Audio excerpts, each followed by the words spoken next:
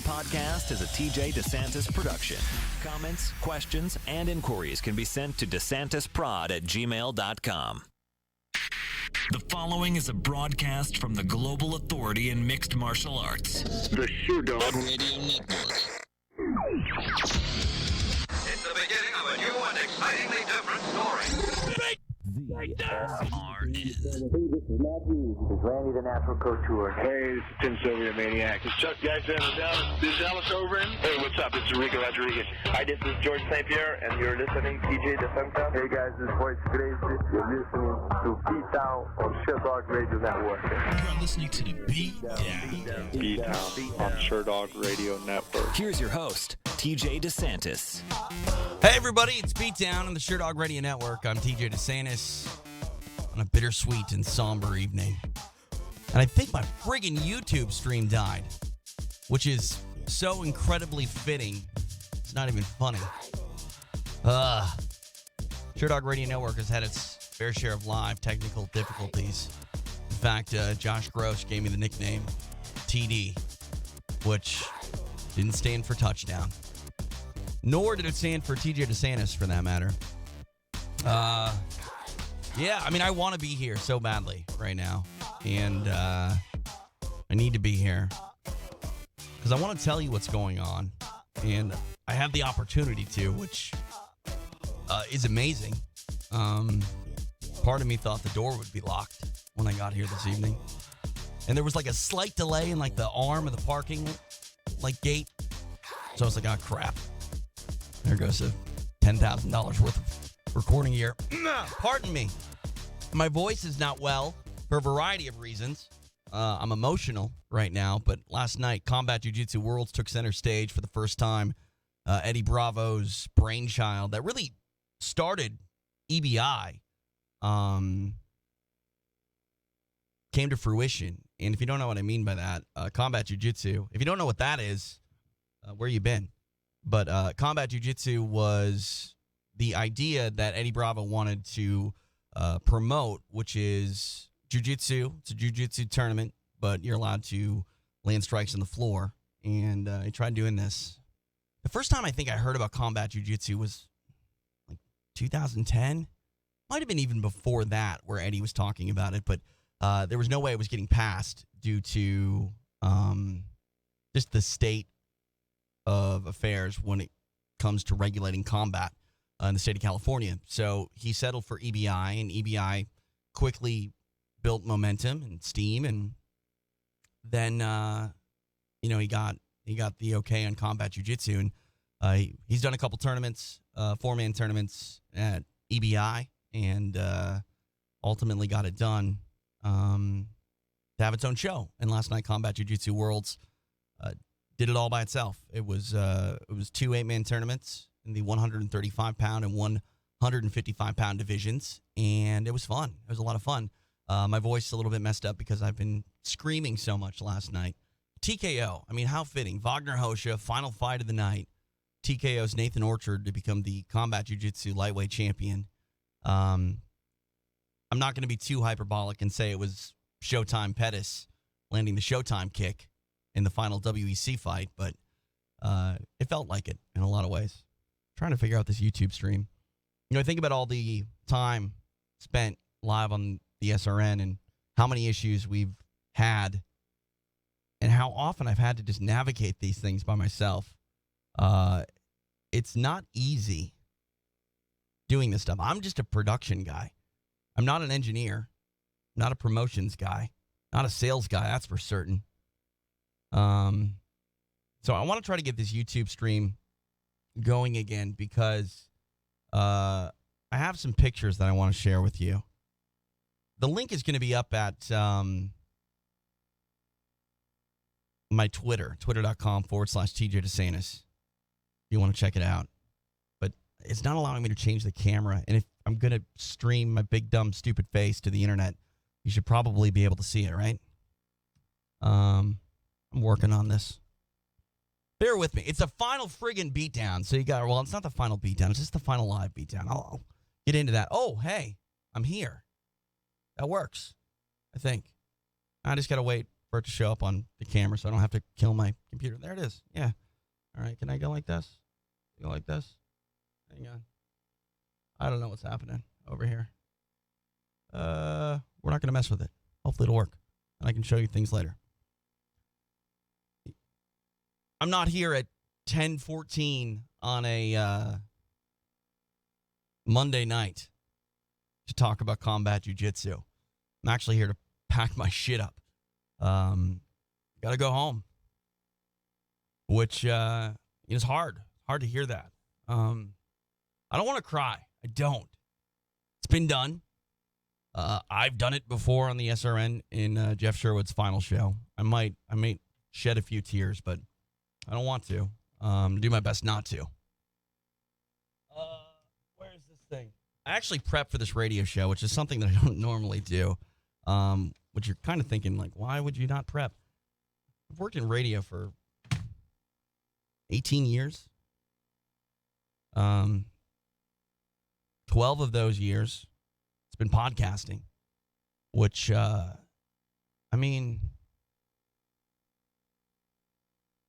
look back at the early days of the Sherdog Radio Network, and when we started the SRN, people were like, you should get your show on podcast. And I remember just thinking that was just a bad word. Like podcast, first off, I didn't know what it meant.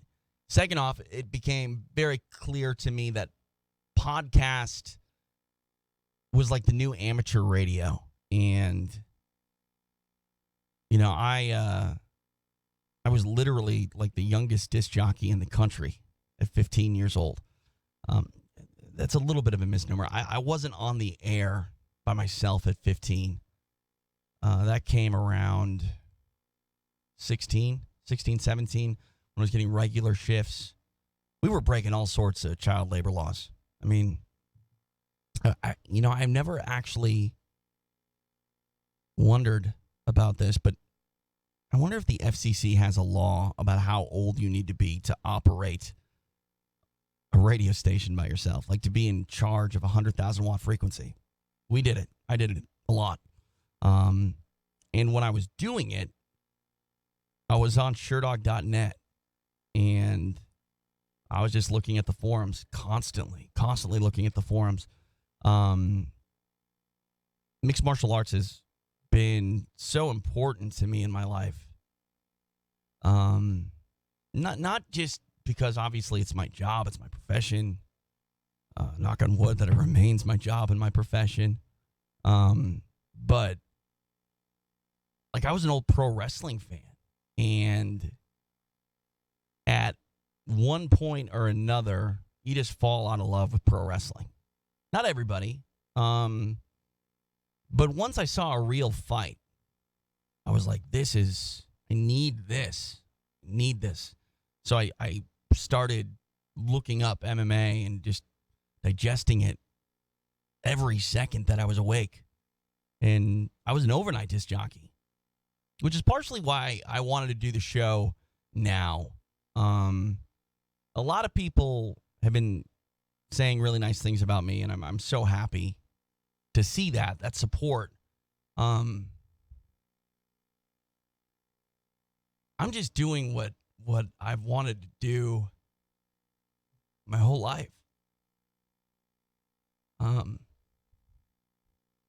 Not gonna cry. Okay, maybe a little bit, but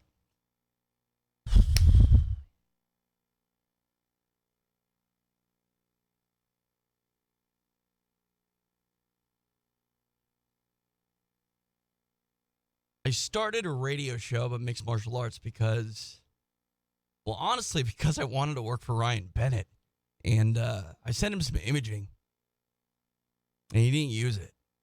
And I was talking to my buddy Caleb, who I trained with at the time. And he said, let's just do a show ourselves.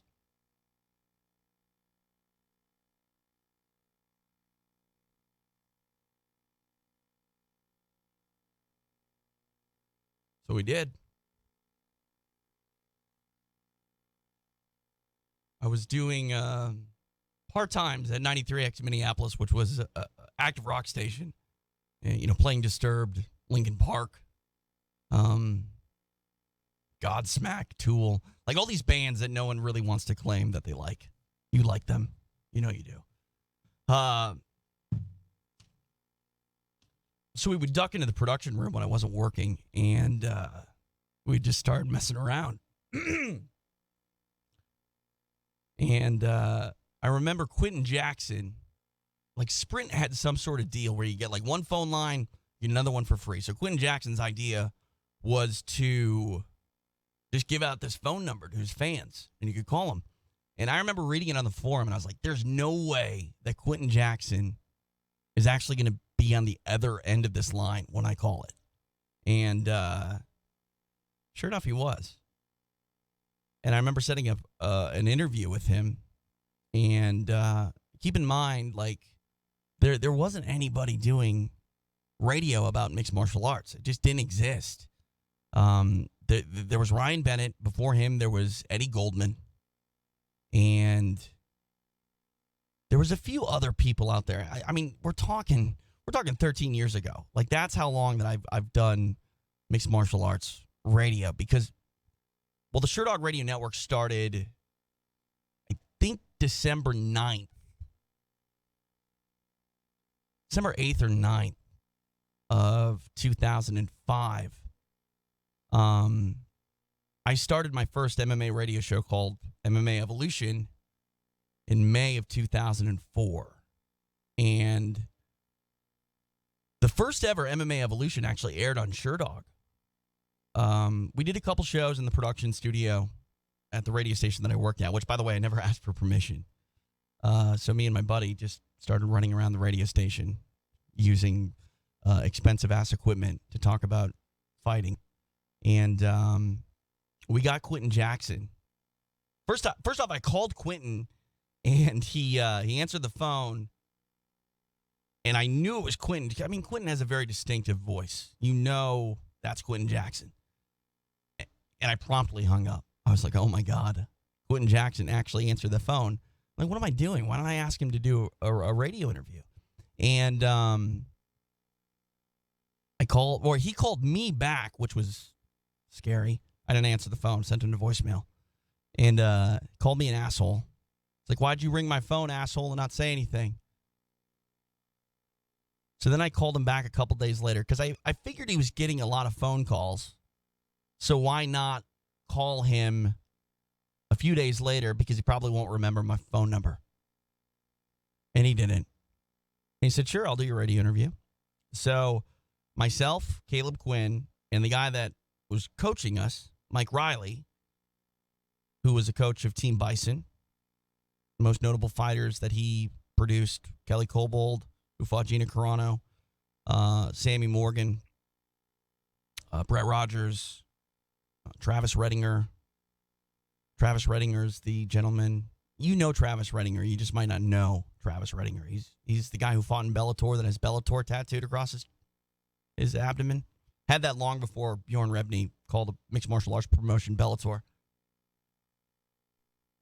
I needed this. It's my prep page.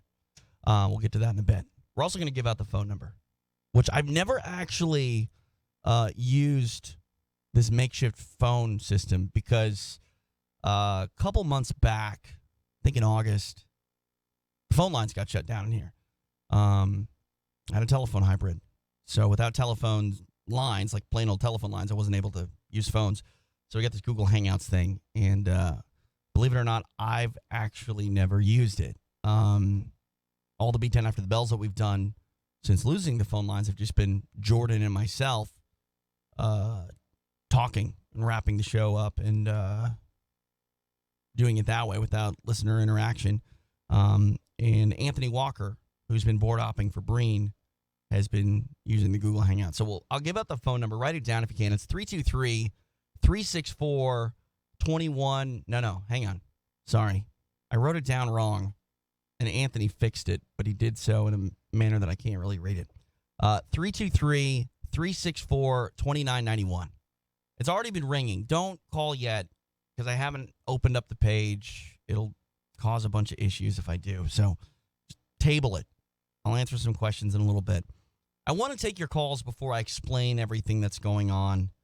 You can ask some questions. I will answer them. I mean, I have nothing. Like, this is what I want to say. I'm not bitter, okay? Like, I still work for Sherdog. I'm happy to work for Sherdog. Unfortunately, I put up a post at patreon.com in between rounds, which you can check out. I hope you check out Between Rounds. I mean, I can't tell you how much I hope you check out Between Rounds because we'll get into it in a little bit. But, I mean, that's where I'm going to try to produce the content that I've produced for the last 12 years on the Sherdog Radio Network. And unfortunately, I have to ask you to help pay for it. But it's not a lot of money. It's $4 a month, less than a cup of coffee. I hope to put out enough content on there that I can justify raising the price and actually setting it up so you can kind of pick and choose what you want. I've talked to some fighters and personalities who want to do podcasts. I've been very lucky to establish a lot of relationships and help people into broadcasting. And Ally Quinto wants to do a show. We've already talked about it. I think that's going to happen. I've wanted to do a podcast for a while called If Tanya Evinger Ruled the World. And I think we're going to do it. I got to talk to Tanya and we got to figure it out. And I have more time now. So we'll figure that out. But getting back to what I was saying, the Sherdog Radio Network is going to live on. It's not done. It's just going to be one episode a week, which in the 12 years that I've done this, we've never only done one episode a week. If we did, it's because of travel, but there's always been 2 beatdowns a week. And then there was 2 beatdowns and a Savage Dog show. And then there was Beatdown Monday, Wednesday, Friday, as well as the Savage Dog show Monday, Wednesday, Friday. And then Jordan Breen on Tuesdays, followed by Steven Quadros. And then Quadros left, and we put Buffer in. And I'm going to chronicle the Sherdog Radio Network here in a little while.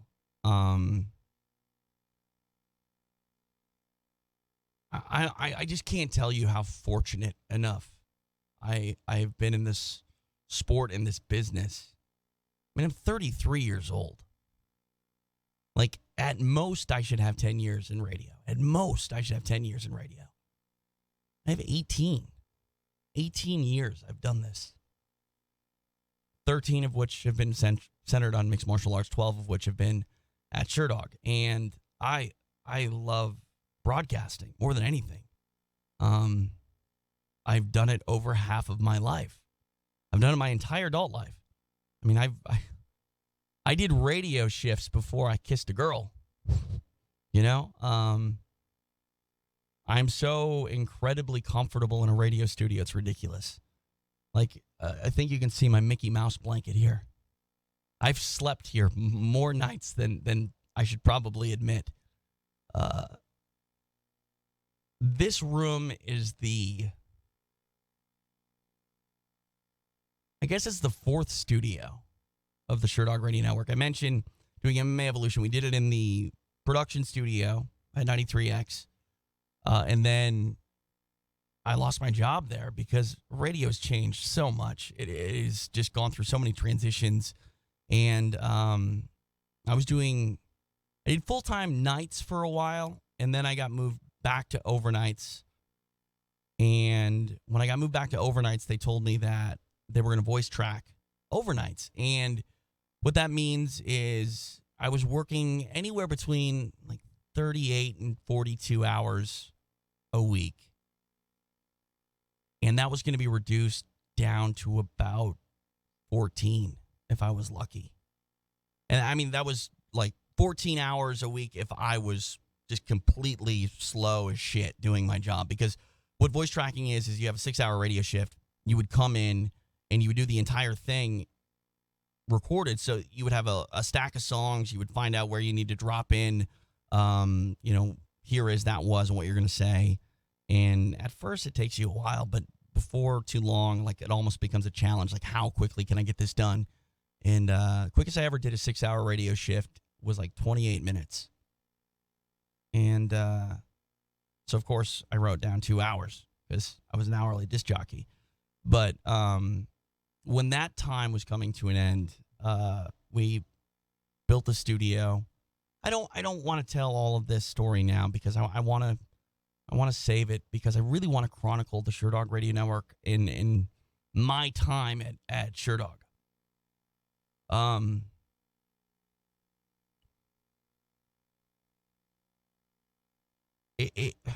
This is I'm not comfortable talking about myself, which is really not good when it comes to the business that I'm in.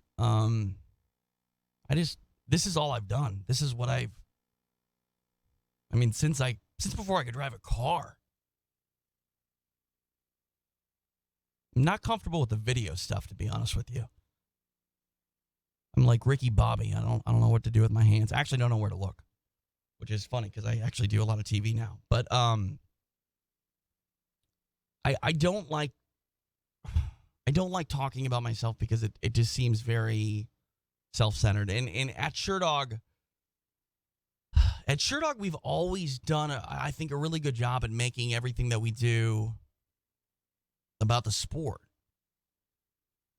We've never put ourselves on camera, which in hindsight, I think that was my biggest mistake at Sherdog, was not fighting for myself to be more on screen, more of a personality. I know you don't like looking at me. I mean, come on. I'm so pasty that, like, I'm washed out here. My head is like white hot here in the camera. So I've never really wanted the attention per se, but like, that's where this business is at now. You want to be on camera. You want to be recognized. I don't really care much about being recognized. But my point is, I'm very proud of what we've done here over the last 12 years. I'm very proud of what I've done over the last 18 years. And Kevin Smith, the director, once said, if you're never going to celebrate yourself, why should anybody celebrate you? And I don't want anybody to celebrate me per se. But the SRN is really important to me.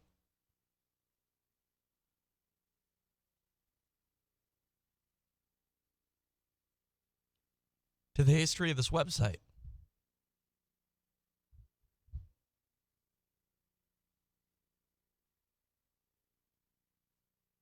If I don't bumble into the microphone, I don't think it's technically crying. At least I'm trying not to. All right.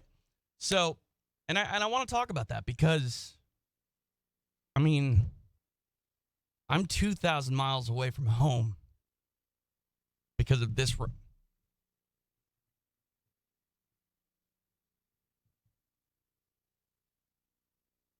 We went from a 100,000 watt radio station to my parents' garage.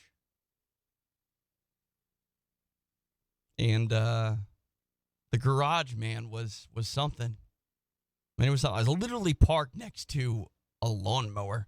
My dad had a kind of a beat up Corvette that he actually moved out of the garage. I mean, it wasn't a nice Corvette, but it wasn't completely trashed.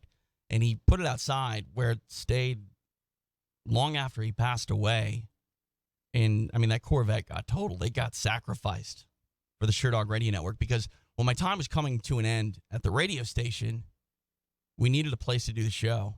And at that time, I was not getting paid more than $250 a month by Jeff.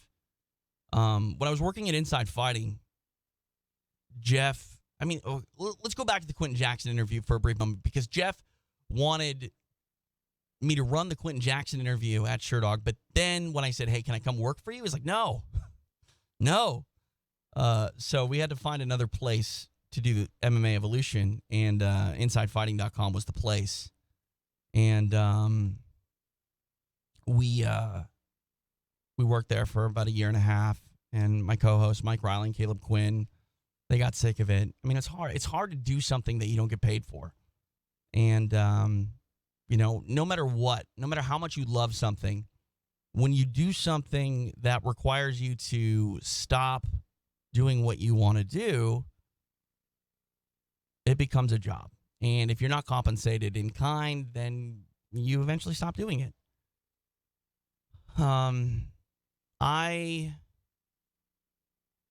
I stayed on at Inside Fighting until I got to the point where Mike and Caleb were, and I wanted to stop, but I didn't want to stop because it was really great.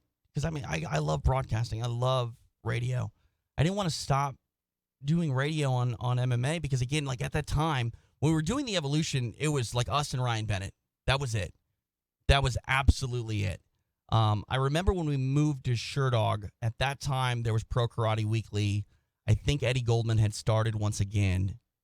But for the most part, that was it. And I went to Jeff. I remember reaching out to him on Instant Messenger in like November of 2005. And I was like, he was sponsoring MMA Evolution, which was so funny because I think we said Sherdog.com more than we said InsideFighting.com. And I love broadcasting so much that like I look at it like a martial artist looks at their discipline and focuses on technique. And I am Breen gives me shit all the time. It's not a word. I'm a formatical disc jockey. The only way I'm going to get through this radio show, honestly, tonight is calling upon radio skills where I get lost in the format. And that's why I prepped. I don't normally prep. I don't, because when I prep things, it gets too rigid. And when it gets too rigid, it seems forced. And I'm very conversational, which I don't want to get too... Like, I could talk about this for hours, and it's late. And when this runs on podcast, I know that I'm going to talk about things that you're probably going to fast forward through. But I think tonight I'm going to be more selfish than I've ever been. Ever. Because this is the last time I'm going to be in this room.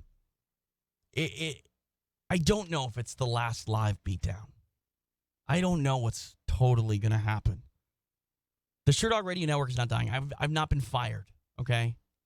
However, as you know, Sherdog's gone through some changes, and it's just not going to be my main priority anymore, and that crushes me. That crushes me for so many reasons. Because I'm not ready to be done. The Sherdog Radio Network is by far my greatest accomplishment in life, in my professional life. I mean, making a family, getting married, having a son. I'm going to talk to you about my last week because it has been absolutely crazy. This year has been so stupid. It's just been incredibly hard. I'm not going to tell you the whole story. I've been teasing a story that I was going to share on Between Rounds. And if you're listening to this and you don't know what Between Rounds is, again, I'll explain it soon. But if I were to explain this year to you, which I will in a little while, but if I were to explain everything to you and the story that I will on Between Rounds, I think you'd call me a liar. Last year was one of the greatest years of my life. I accomplished so many things. I set out to do so many things. Things were falling in my lap. And literally the next year it's been the hardest year of my life. The hardest year of my life. This last week has been, I think, the hardest week of my life. And I'm including my father passing away, who was really, I'll talk about my dad a little bit later. But, yeah, I don't know. This is one of those weeks, one of those years where it's like, if I can make it through this, I can make it through anything. I'm getting lost here, and I don't want to. This is why I have this format. But the reason I'm here is because I don't want to just reduce things down to one day a week have you all think that I'm collecting this full-time paycheck from Sherdog and putting out 4 episodes a month. Talking to Mike, a lot of people are asking what's going to happen with Jordan and Press Row. I don't know yet. I don't know. I haven't talked to Jordan. I don't want to stop doing anything. I don't want to stop doing a thing. If I had the ability to come in here, I can't come in here. That's the problem. I can't come in here anymore. This space needs to be needed for something else, and that's fine. If you don't know, I've been kind of getting to it. I built the studio after I was forced out of my radio gig. And all the gear in here, save for a couple of items, is mine. This board is mine. This microphone is mine. Cameras are mine. The rack behind me is mine. My Mickey Mouse blanket is mine. It's all mine. So I'm free to do whatever I want to with it. Unfortunately, I have to provide for my family. And I have a lot of jobs. I am more busy than I want to be. But this is a business that is a passion business. I do a lot of things for a lot less money than you guys think. And I do some things that pay me well and have paid me well. And Sherdog has treated me well. And I'm talking about the human being, and I'm talking about the website. I'm not mad at Sherdog. Jeff Sherwood, he is vocal about the way he left. And Jeff will someday tell his story. My story, it's not one of being bitter. This company has done wonders for me. Incredibly well for me. When I moved here, I can't tell you how much my life has changed since I moved to LA. I don't like California. I am a Minnesotan through and through. I like space. I like seasons. I don't like traffic. I like a slow life. LA is not that. But moving here has done so many great things for me. Professionally, personally as well. I have a little boy who gets to experience so many different things that I never had the opportunity as a kid. And without Sherdog, that doesn't happen. And I'm stuck here now. And that's okay. Life is an adventure. And my adventure has been largely directed by and funded by mixed martial arts. And I'm lucky to have done that for this long. And I'm lucky to be in position to where if I can make some right moves, I continue on that journey. And I want that more than anything for a variety of reasons. I've come so far. My resume is really great. I'm really proud of it. I couldn't be happier with it. But it's also all that I know how to do. Going back to FM radio, that's not going to be a thing. That's just not a thing. 1% of all FM radio people make money. And without a microphone in my face, I don't really know what to do. What am I going to do? Go to Best Buy? I'm not college educated. I'm not. I grew up in a radio studio. I can tell you about audio buses and unbalanced and balanced outputs and inputs and phantom powered microphones and imaging and pre and post production. And I think I've gotten pretty good at play-by-play. And that is my dream. And I'm doing it. I adore doing play-by-play. All right, let me stick to this a little bit. Actually, you know what? Let's try to open up some phone lines. I'm scatterbrained. I'm emotional. I'm thinking out loud probably more than I should be. I'm an open book. Sherwood and Gross and Savage, Breen, Mike Fridley. I'm sensitive to a fault. But again, I hope you understand how passionate I am about this website, about this radio network, and about this sport. Because it's the world to me.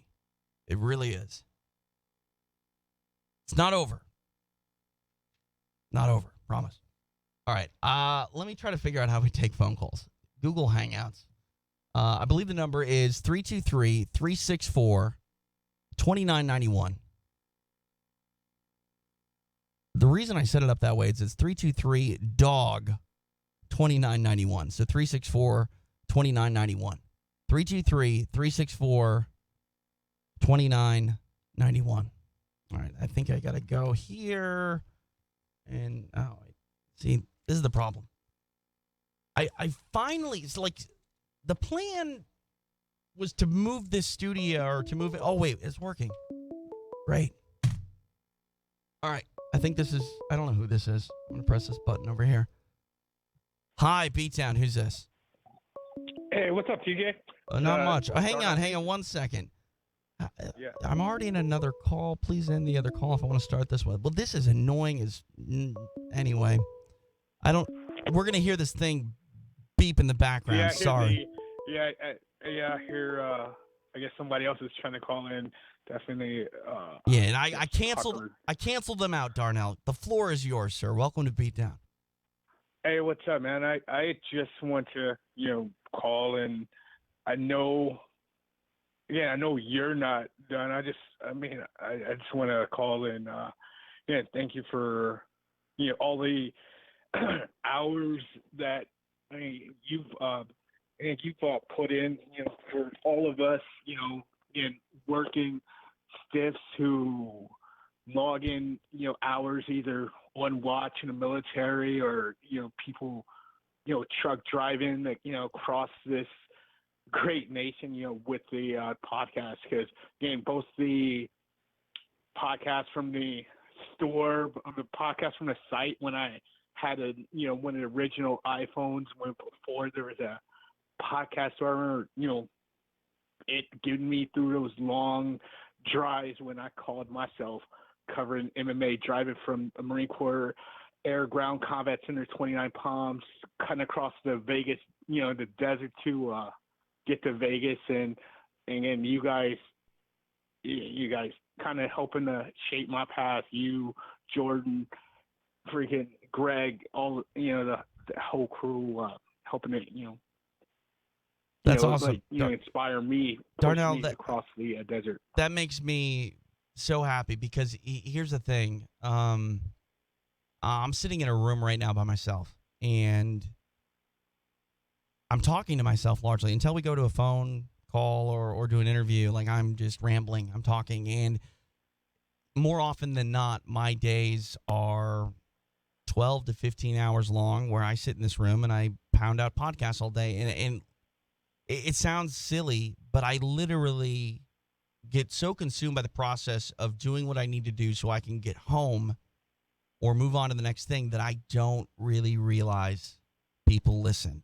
And when you say I listened to the podcast when I was going across the desert, that means more to me than I can tell you, because when you integrate the programs into your life to help you get through, that's a side of the equation that I don't think about, that most podcast publishers, radio hosts, whomever, don't think about. Like, I'm not good at speaking in front of small groups of people. It makes me uncomfortable. It makes me uncomfortable, especially if I'm talking about myself. But when I'm sitting in a room like this or just talking to you, I know that people are listening. I know that people are watching right now, but I forget because it is so intimate. Radio is so incredibly intimate, and that is what has always moved me about broadcasting, is because when you're a host, you find listeners that feel like they know you, that feel like they've had conversations with you, and the conversation isn't necessarily one-sided. And a lot of times it is one-sided. And it's just, again, I don't want to ramble too much, but Darnell, but I really appreciate you saying you're that. not rambling, TJ, because you hit you hit it exactly. Because you may not remember, but backstage at UFCs and smaller events, I've come up to a couple times, and because of that familiarity, just listening to you and the rest of the gang over the podcast, like. Pretty good. I'm like, hey, and then I'll say, oh yeah, I know you more than you actually know me because of that one-sided, conversation. Right. Because like I said, we've actually met each other a few times, backstage, small MMA shows and a couple UFC events. That's great, man. Please come up and say hello if you ever see me again. Sure. That's what it's all about, man. Like, again, mixed martial arts, I was reminded of this. I spent last week in Cancun covering the Copa Combate show from Combate Americas, and I ran into Jacob Volkman, who is obviously from the same part of the country as I am. And first off, he looks like Anthony Johnson. He is so big right now. For a guy who fought that fought at 155 pounds, he looks like he's 200 pounds. He's like, oh, you're calling me fat? I'm like, no, dude, you're healthy. You're not cutting weight every time I see you. But, it's still a small group of people that make up the inner workings of this sport. And, the Sherdog Radio Network is a niche group of people. And to meet everyone that listens and enjoys the product, it means the world to me. Darnell, I'm going to move on because people keep calling. I would probably talk to you all night long, but I appreciate it, sir. And, yeah, thanks for calling. I'll go back to listening until I'll pass out. But hey, just try to break down exactly what's going on. I think that's what a lot of people in the chat room I know. Hey, Darnell, I'm gonna go, man. This thing, this keeps beeping, and I don't want to be terrible to anybody else. So let me click. Is it this button? Hi, Beatdown. Who's this? Hey, what's up? It's Eric Seidel, Scranton, Pennsylvania. See, this is what I'm talking about. The Diz. Eric Seidel, giving me a call. I ate Chipotle with this gentleman in Chanhassen, Minnesota, as he called around to try to find a hotel. That's right. What's up, man? Figuring out what's going on, what the next step is. So if people don't understand what I'm saying, Eric has been listening. I mean, I remember getting emails from you, Eric, probably 2007, maybe before that even. Way before you guys went live. Yeah, and I remember, I don't know if it was 2007 or 2008, you were road tripping across the country and you found yourself somewhat near Minneapolis and you reached out and said, hey, can I come by and say hello? And you did. Yeah. I peed outside, right? What else? I'm trying to think. You had a BMW that didn't run. What else? There was some other weird stuff at that place. It was a Corvette. It was a Corvette outside. Okay, so my parents are very incredibly unorthodox people. If you would meet my parents, which I don't know if you did, and then you would meet me, you would not think that we were alike. My dad was a long-haired biker. My mom fit the description of a woman who would ride on the back of a motorcycle. And I'm a pretty clean-cut person who really stayed out of trouble. My parents, not so much, but they loved me incredibly. And my dad passed away because he was suffering from terminal illness. And the last thing he did essentially was max out his credit card so I could build a studio. And without him, I'm not talking to you right now. So I don't know if you're too big time to talk about it, but there was a hill that you had to pee on, right? Yeah, because we would have people that would come inside the studio and help out. Isaac Hannon. Luca Fury was one of those people where I was traveling for Sherdog, and it was one thing for me to run into the house and go to the bathroom. It was another thing for basically a perfect stranger to go into my parents' house and use the restroom. And, went out back. Had to do what you had to do. You still there, Eric? I think we've lost Eric. All right. You know what? I'm going to table the phone call so I can explain what's going on. format. I've already talked to you kind of about the backstory. Came to work at Sherdog 2005. 2007, we went live. Supposed to go live in like February. Ended up going live in like May. I don't think it was that late. I think it was like March or April. And it was great. Broadcasting live from my parents' garage. And then my dad passed away, and a whole bunch of personal stuff led me to needing to get my studio out of there. I lived down the hill. I bought my grandparents' house after they passed away, and put the studio in there, upgraded equipment, and started to forge the next chapter of the Sherdog Radio Network. And then it became apparent that it came to a point in 2013 after my dad passed away. It was about 3 years after my dad passed away, where I was like, okay, I've been doing MMA radio now for 8 years. I've been doing play-by-play. We were doing Tachi. I got to call a Strike Force card. I had a conversation with my wife. Like, things are so serendipitous in life. I had a conversation with my wife in probably July of 2012, where I was like, what would you think about moving to California? And she's like, no, I have a good job here. I've never been to California. I don't want to move to California. And 2 months later, she got passed up for a promotion, and it kind of became clear where she was going to be in her workplace moving forward. And I said, well, let's think about California. I mean, you live in the Midwest for more than 30 years. You're done with the weather. The winter's terrible. So she said, okay, let's go to California, and I'll check it out, and I'll tell you if I want to move there or not. So we packed up a suitcase, hopped on a plane, hung out with Dave Mandel, our long-time, now gone, Sherdog.com photographer. And she's like, all right, let's do it. Within a year, we sold our house, and we moved. Picked up everything, just moved. My wife didn't have a job. We didn't really have a place to live. We came out here, I think, about 20 days before we had to move. We had 2 days to find a place to live, and we just jumped headfirst in. We moved in, and I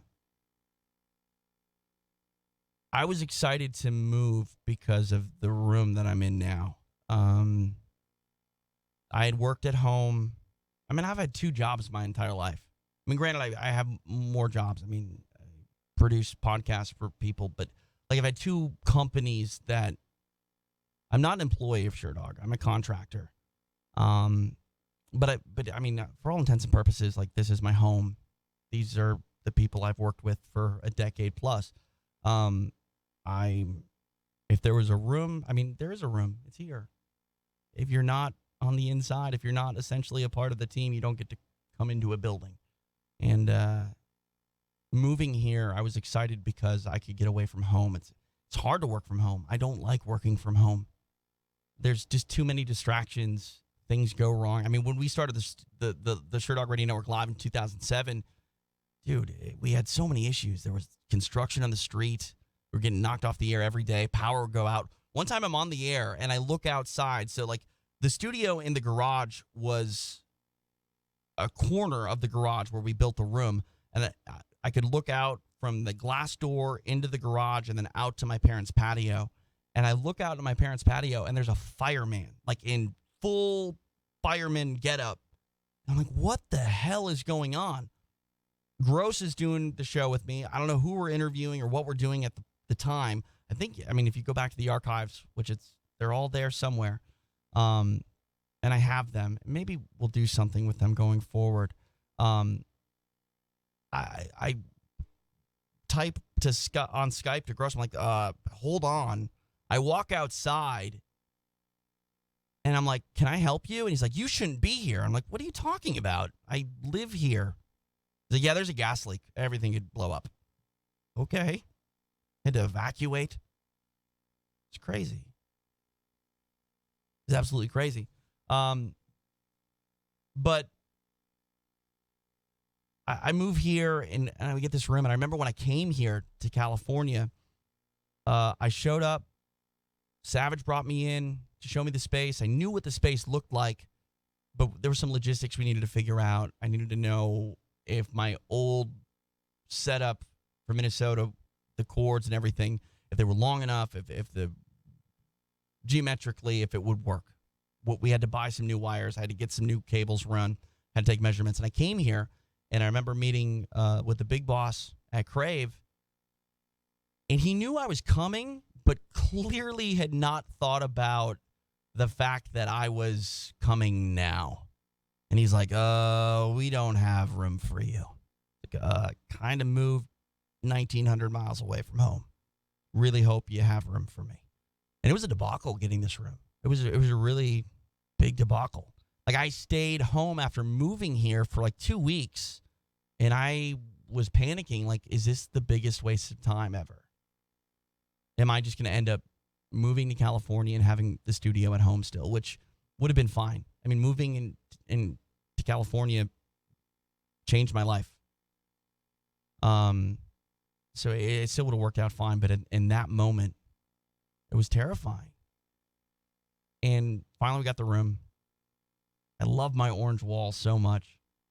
I got to take some video of the wall. I took a photo of the wall. If you don't know, we have an orange wall in here. Orange because Jeff's favorite color was orange. That's why the Sherdog logo is orange. And I've had everybody that came in that was notable sign the wall. And what kills me is I know that this is just going to get painted over. I'm just looking around at some of the signatures on the wall. The first person ever to sign the wall was Javi Vasquez.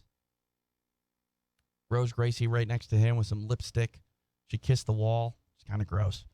And then right next to Javi is Jean-Claude Van Damme. Jean-Claude Van Damme was in here, and he drew this muscly man and signed his name. I've been fortunate enough to do a bunch of different podcasts for other people. The people that have done those podcasts in this room have signed Tyron Woodley's signatures on the wall. Ian McCall. Obviously, Bruce Buffer.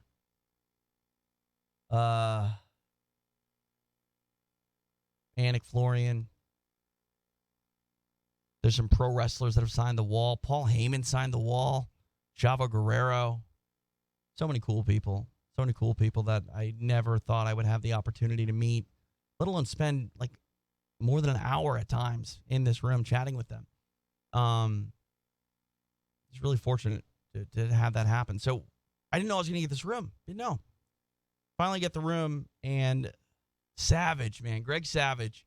It was April Fool's, so it was roughly 5 months after I moved here. Savage would come in and he would do cheap seats with Jordan Breen. And I remember saying to Savage, let's do an April Fool's Day joke on the listeners. Let's do something. He's like, nah. Well, because I said that, he decided to go upstairs, go to the big boss, and have the big boss come down here during radio, pull me out of the studio while Savage and Breen are broadcasting, make me go out of here into this back room, and he's like, we got to take the studio, man. I got to kick you out. I'm like, what am I going to do? I'm still at a job, so I can't, go postal and freak out. And then he finds, I come back in here, and I'm like, no, we need to move. So I'm, kind of pissed off, and Savage starts chuckling, and he and Breen are in on the bit and tell me that we're not kicked out. I think that's the possibility now. Is Greg Savage going to come back and tell me we're not really kicked out? I don't think so, unfortunately. But, man, just the fact that we could have this room, and I wanted to do so many things in this room. And what kills me is that we finally got it dialed in. I'm looking at the TV here, and I'm so proud with the way it looks. I spent a bunch of money in lights, and I look around and my Invicta posters are everywhere. This is the coolest room I've ever had. I will never, ever have a broadcasting space that is this neat. This is the final show. Final live show here. Sherdog has shaped me as a professional and as a human being in so many different ways. Jeff is my hero. I mean, he's my hero. I still work with Jeff between rounds. Patreon.com/between rounds. We do a show called Behind the Paywall. Sometimes we talk about MMA. We'll end up talking a lot more about MMA now. But Jeff is... I'm not crazy when I say this. And if you think I'm being hyperbolic, I don't know if you know the history of the sport. But when I say this, I believe it to be true. Sherdog is the most important mixed martial arts website in the sport's history. Is it the number one website in the sport now? It will be in my eyes forever because it's a part of who I am. I love Sherdog, the website, the person. But without Sherdog, I don't know. I don't know if the hardcore fan base definitely wouldn't have had an outlet during the Dark Ages. I know people are freaking out in the chat room and saying, get to the point, get to the point. I don't know if there is a point, guys. The point is just to tell you the story and to tell you what's next. I will go forward. I promise. Sorry. I've worked with some great people at Sherdog. Great people. I mean, it started with Gross, who, as much as I love to despise as well. He just made life miserable for me at first. I mean, I was young, 21 years old. I'm a very, very playful person. And when you shut me down and we don't form a bond and you just start giving me shit, oh man, it kills me, destroys me. Gross was always good at that. I've had the opportunity to podcast with a lot of people, a lot of names. Like I mentioned Anakin Florian, Tyron Woodley, Ian McCall. It's been great. It's been amazing to help those guys get into the podcast space. But the most rewarding person I think I've worked with on Sherdog, I shouldn't necessarily say that. The most exciting person that I've worked with at Sherdog to help grow into the podcast space, the broadcast space, has been Jordan Breen. Jordan is much more fit for radio in a lot of ways, hosting, soaking up that spotlight than I am. I don't mind being the center of attention. Nobody gets into this business without wanting to be somewhat the center of attention. But Jordan shines. Like, you put a light on that kid and he sparkles. He fit so well on the air. And no offense to Savage, but I've always thought that Jordan is best suited on the air by himself. The Jordan Breen Show, it's better than when Jordan is with anybody. When Jordan is hosting, he gets more sidetracked than I am tonight. But when Jordan is hosting, the topics that he gets into and the direction that the listeners send him in, I think it's great radio. I think it's hit or miss. I think sometimes Jordan gets obsessed a little bit with maybe hardcore topics at times that maybe not every listener is into. But you know what? That's what's been great about Sherdog for the longest time, is primarily the fans are of the hardcore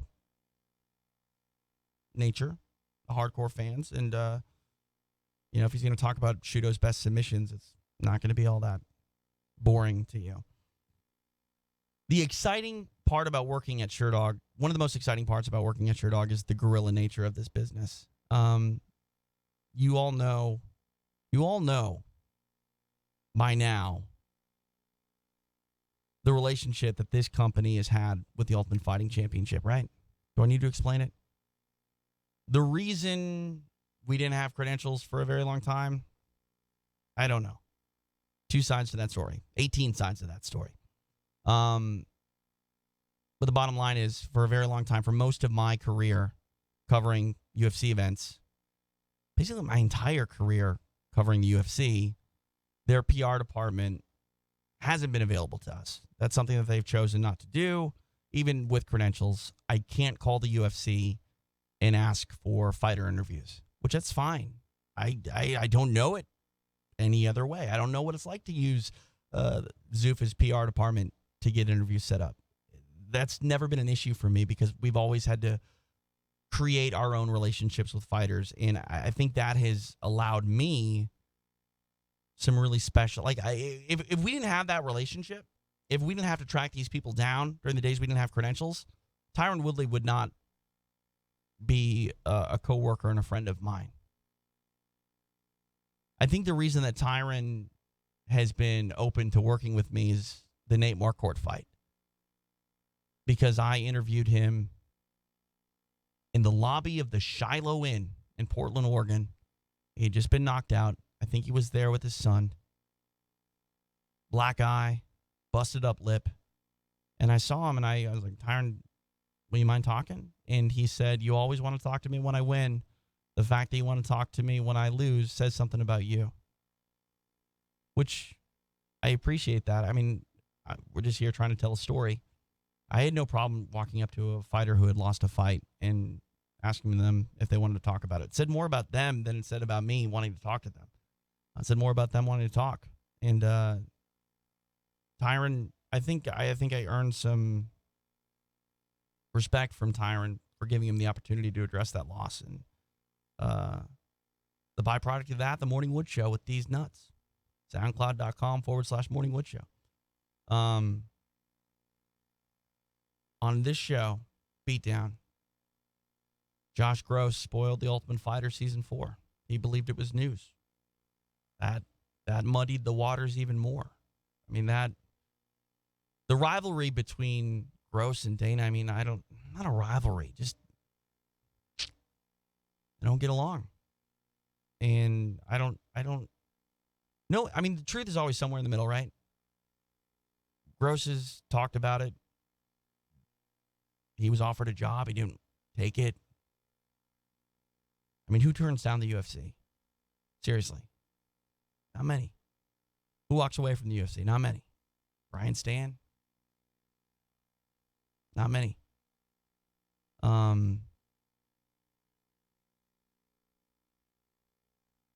To be near that. I mean, I remember when I moved from Inside Fighting to Sherdog, a lot was made about me leaving the only MMA website that had credentials for a website that not only didn't have credentials, but was kind of the enemy of the UFC. And to kind of see it play out. I mean, the first time I met Jeff face-to-face was UFC 59. And the joke was, no one remembers I was there because I didn't talk. I was enamored. I was a bit starstruck. I mean, growing up at the radio station, I met all sorts of rock stars. And the first person to kind of ever make me nervous, Jeff Sherwood. Honestly. Jeff Sherwood, Josh Gross. I respected them so much. And, like, again, it's kind of like what I was talking about earlier. Like, you forget people listen. You forget people pay attention. I kind of forgot that I was working for Jeff Sherwood and Josh Gross. That's how much Sherdog meant to me as a fan and as just a reader of the website. And when I was face-to-face with them covering the UFC, it was nerve-wracking. It was terrifying. It got better, obviously. That's the first time I ever did that guerrilla-style video. First person I ever interviewed. Nick Diaz. And I wish I could find this video because it's such a great video.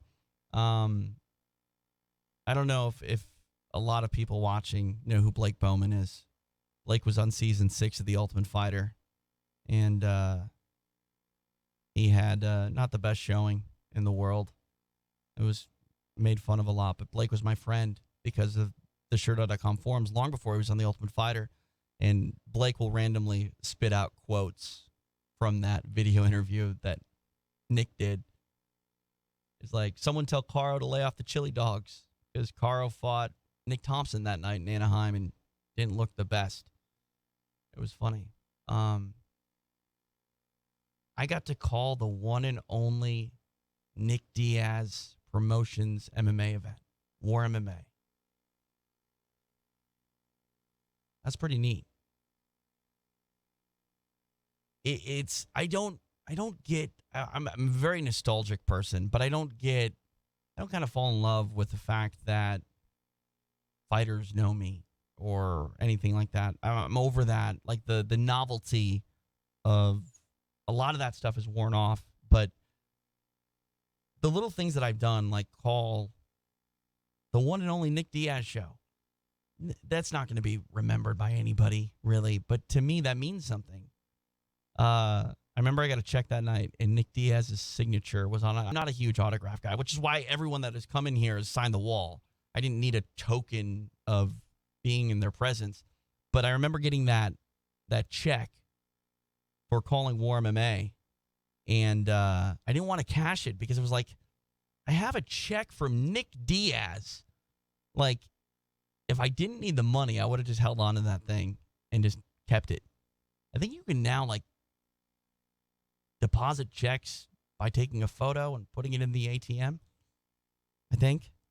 Hopefully somebody will send me some checks so I can figure out if that works. But I just remember that, and that was neat. I've done so many things that are so cool to me because of this website. The greatest thing that I've done in broadcasting, besides the Sherdog Radio Network, is I have found myself consistently in the number one chair at Invicta Fighting Championships. There are 3 people that I have to show respect to for the rest of my life because they took a shot on me and it's worked out for them and for me. And obviously Jeff Sherwood is one of them. Shannon Knapp and Eddie Bravo are the other 2 that if Shannon and Eddie didn't allow me to be their play-by-play person, things right now would be really grim. Really, really grim. I think the dream would die. I think my dream would die if it weren't for Shannon and Eddie. And I don't know how much I would pursue anything more if it weren't for Shannon and Eddie. I want to be the best play-by-play announcer in the world. I don't like to promote myself. I like to let my work speak for itself. I talk a lot on Beatdown After the Bell about commentating. And it's not because I think that I can do a better job than a lot of the people that have called mixed martial arts consistently over the years. It's because, like I said earlier, I love broadcasting. I'm obsessed with the technique, the theory, the concepts, how people react in certain situations. I could talk to you all night long about what happened yesterday at Combat Jiu-Jitsu Worlds and how I got through one of the harder moments I can recall broadcasting ever. And I'm not going to do that because that'll bore you more than I already have. But what I'm getting back to is without Eddie and Shannon, I think I'd be done. And I'm not done. I'm not. But I think it would be done if it weren't for them. So please don't fire me. But the reason I bring up Shannon is I'm looking around this room and I see all these UFC Fight Pass logos on these posters. And obviously the relationship between Sherdog and the UFC has gotten better. They're a credentialed website. We're not Dana White's number one enemy. I mean, Gross might be, but he doesn't work here anymore.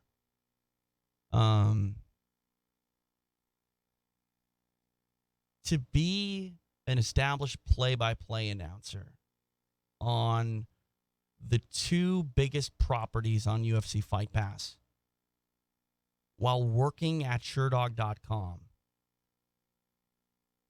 to me, that's really crazy. It's really crazy. I got the Invicta gig on a moment's notice, and I remember in my head going, will it cause any problems that I work for Sherdog and I'm going to be on the UFC streaming platform? I know that maybe that's self-centered, but like you got to realize at a time, it was before this, but there was a time when We were getting kicked out of weigh-ins, public events,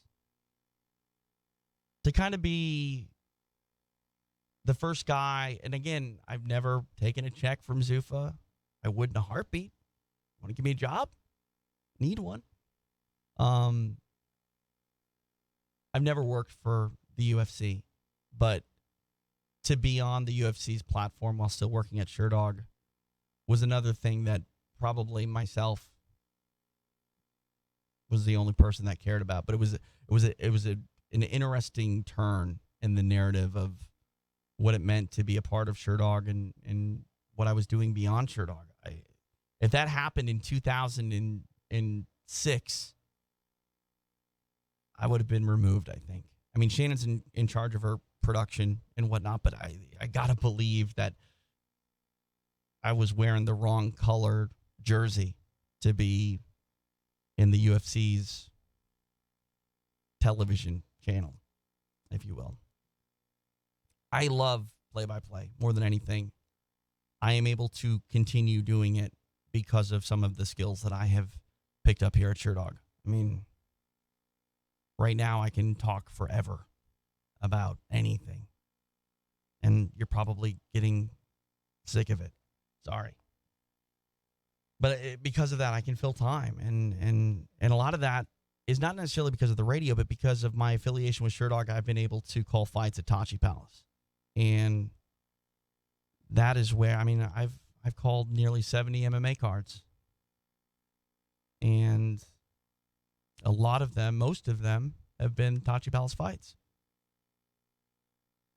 And that opportunity would have never come without Jeff Sherwood. I mean, he had me there.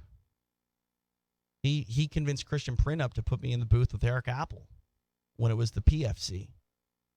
And then we got to call a Strike Force event. Jordan and I got to call a Strike Force event. And it wasn't on Showtime. It was hardly a Strike Force event. It was the prelims, and it was on Sherdog, but it was still Strike Force fights. And I'm obsessed with play-by-play, and it would be a journey that would have never been started without Sherdog.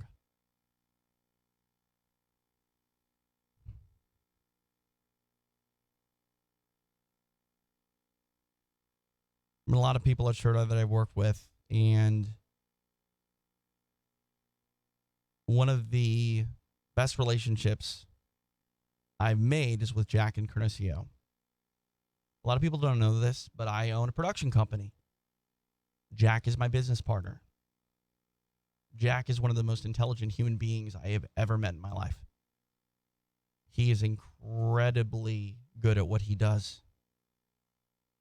And what scares me is Jack recently, I mean, I don't want to get too involved in this. This is his story, not mine, but Jack left media to do a different job. And I worry a lot about the nature of media for some of these really great standouts to leave the business for greener pastures. Because I think Jack is similar to me in a lot of ways, that this job, it's not good to have a job define you. I don't think that is a good thing. I think you should do what is best for your family and best for yourself when it comes to providing for yourself. But when you work in a creative industry and you do it for a prolonged period of time, it becomes a part of who you are. And that is, I mean, the number one priority for me is to take care of my family. But if I lose the opportunity to create and to do what I've done my whole entire life in broadcasting, even if I had enough money, even if I leave this and make $1 billion, the inability to call Invicta or EBI or be a part of such an amazing broadcast last night in Combat Jiu-Jitsu Worlds, that would be harder than anything. And that is why what is going on with Sherdog is so hard for me.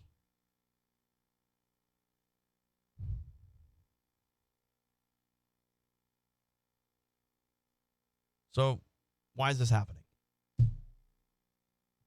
this space is needed. That's the first thing that is happening. I don't know what they're doing. It's really none of my business. I'm not an employee of this company. I'm a contractor. They need this room. You're the boss. I'll get my stuff out. Why are we going to 1 day a week? It's business. It's not personal. That's why I'm not mad. I didn't do anything wrong, nor did they. It's their company. They can run it how they want to. When it comes to podcasting and video, they're going in a different direction, and that's fine. This is where I really try not to have regrets in life, but this is where my only regret is I didn't make a bigger deal a long time ago about trying to be more of a focal point of Sherdog.com, and I wish I would have. But it's neither here nor there.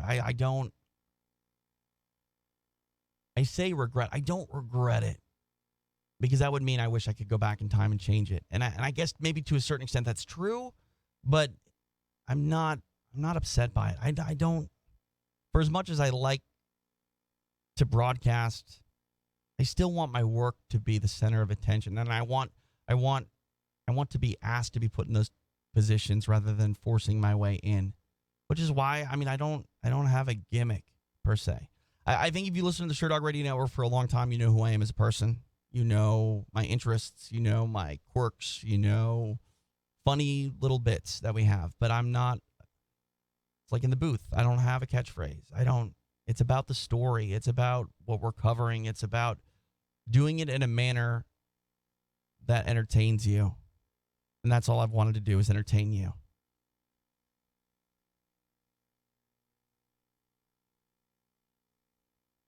I'm not a journalist. I don't want to be a journalist. I want to be someone who puts out content that you want to hear and make it a part of your life. Like Darnell earlier. Talking about driving across the desert, listening to Beatdown, the Sherdog Radio Network. The listeners, man, so many listeners. Too many to name. But the ones that stick out, Brandon from Jersey. I don't hate Brandon. I think Brandon thinks I hate him. And there have been times that Brandon has pissed me off. Oh, my God. Just said things that were just not true on the internet. There was never a ban. Never a ban on Brandon. But he liked to play it up like there was. And it was fun. He listens to The Lapsed Fan, and he writes in The Lapsed Fan. If you don't know what The Lapsed Fan is, if you're a pro wrestling fan, you should be watching, listening. Where are we at on the timer here? I know I only got 3-hour blocks on Mixlr. What's happening over here?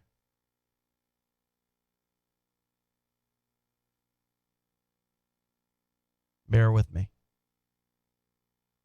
Mixlr. Open.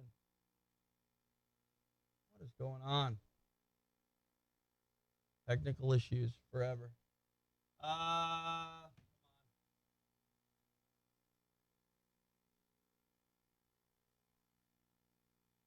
We got a while yet. I'm going to keep the show into 3 hours, I promise.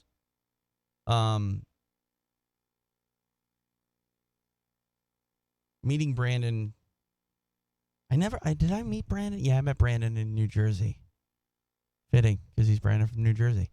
Remember, we got him Strike Force tickets, and I climbed up to the second balcony of the Izod Center at 275 pounds, was dying. Swear to God, the air was thin up there. Or I was just trying to breathe too heavy because I was too fat to be climbing the stairs. I think that's what it was. That's another thing, too. Like this, I've gone through so many changes as a human being. I was 21 when I started. I'm 23. I'm just very grateful to all the listeners. You know, it's fitting that I only shout out Brandon right now because he would say that we would always overlook him. But when he calls into when he writes into Laps Fan, he always hits up Jack, who hosts the show, and is like, remember me from the Tough Nations Roundtable?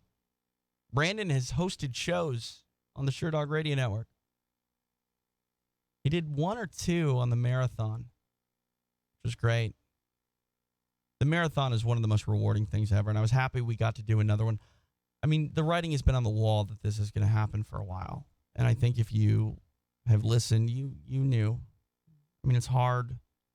It's hard not to pick up. And the last Sherdog Radio Network marathon we did for Javi Vasquez, who I talked to yesterday, and I'm so happy to say this. His cancer is in remission, and he's doing this Gerson diet, and it's working for him. And I'm Javi. I mean, allow me to look at my wedding party for a brief moment. And no, we're not going to talk about the wedding show from the Savage Dog Show. And no, I don't have it, Jeff. If you're watching or listening, I don't have it. I know you always think that I have it. Want to hear it? Release it. I don't have it. I deleted it. So traumatizing. You don't know what I'm talking about? Not going to talk about it tonight. But my wedding party, my best man is the voice guy, the imaging guy, Eric Malmberg, who I started interning for in 1999. Javi Vasquez was one of my groomsmen, who I interviewed for the first time in 2007, before he fought in Elite XC. I think he fought Adrian Pereira. Another groomsman of mine, Blake Bowman, who I wouldn't have met if it wasn't for Sherdog.net. Another groomsman of mine, Caleb Quinn, who I wouldn't have met if it weren't for Sherdog.net. My final groomsman that has a Sherdog tie, Odin Smith, who is one of the most talented human beings I have met in my life. And I've become a bit disconnected with Odin, but Odin has done all the beds that I've used over the years on Sherdog and other places. And without Sherdog, I wouldn't. I mean, this is why it's so difficult for me. This isn't a job. This has never been a job. I'm a big believer that there's no such thing in life as luck.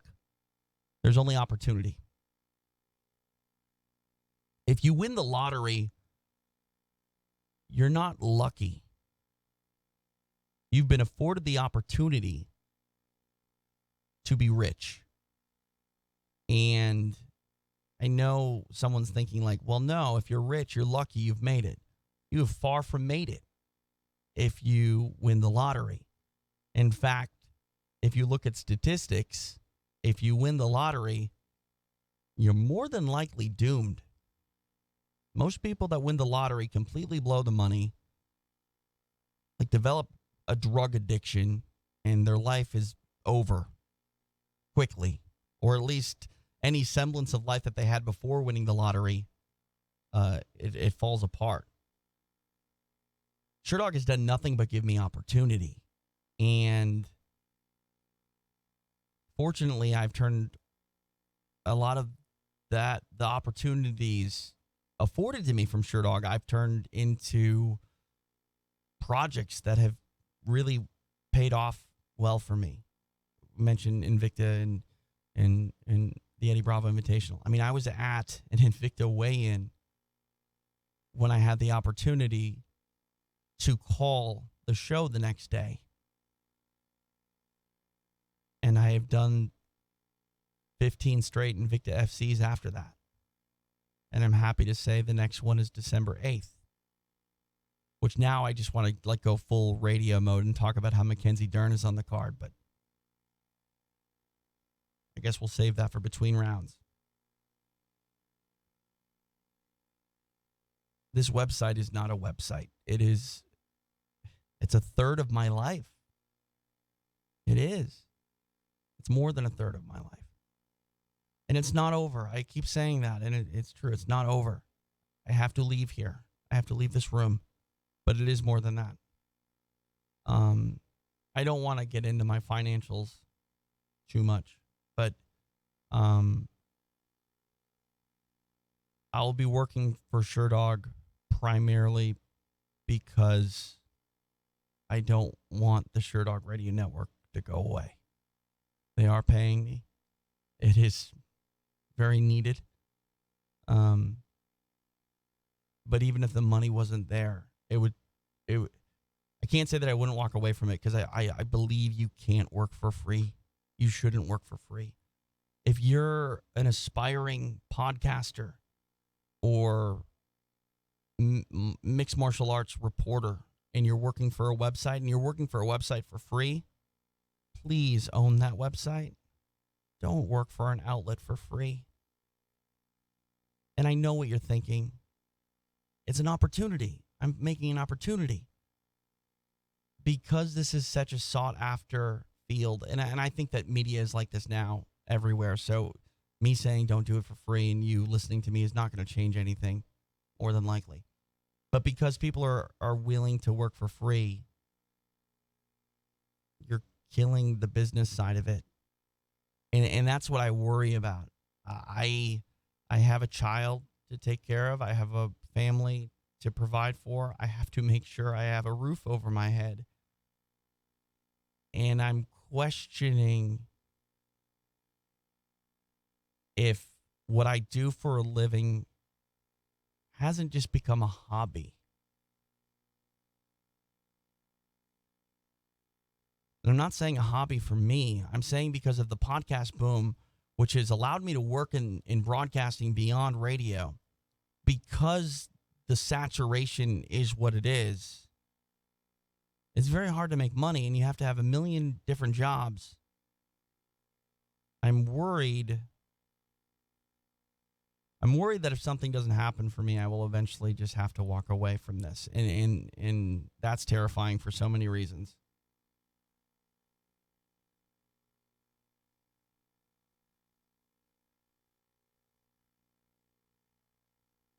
I will broadcast hopefully forever. I love producing podcasts. It's I don't just love it. I think I'm pretty damn good at it. When you look at my resume, it's amazing. It's truly amazing, and I'm very fortunate to have been given the opportunity to succeed in it thus far, and I hope that I can continue doing that going forward. But I worry that just working in podcasting, unless you work for, there are always going to be people in life and in industries that are the top 1%. And I'm starting to think that the 1% in podcasting are the only people that make money. Not make great money, but make money, period. And I don't know. Because that's the thing, too. It's like there are only so many hours in a day. And if you get $10 an episode, how many podcasts do you have to produce in a week to make money? There aren't enough hours in the week. I am beyond happy with my relationships with Invicta and with EBI and with Tachi Palace Fights.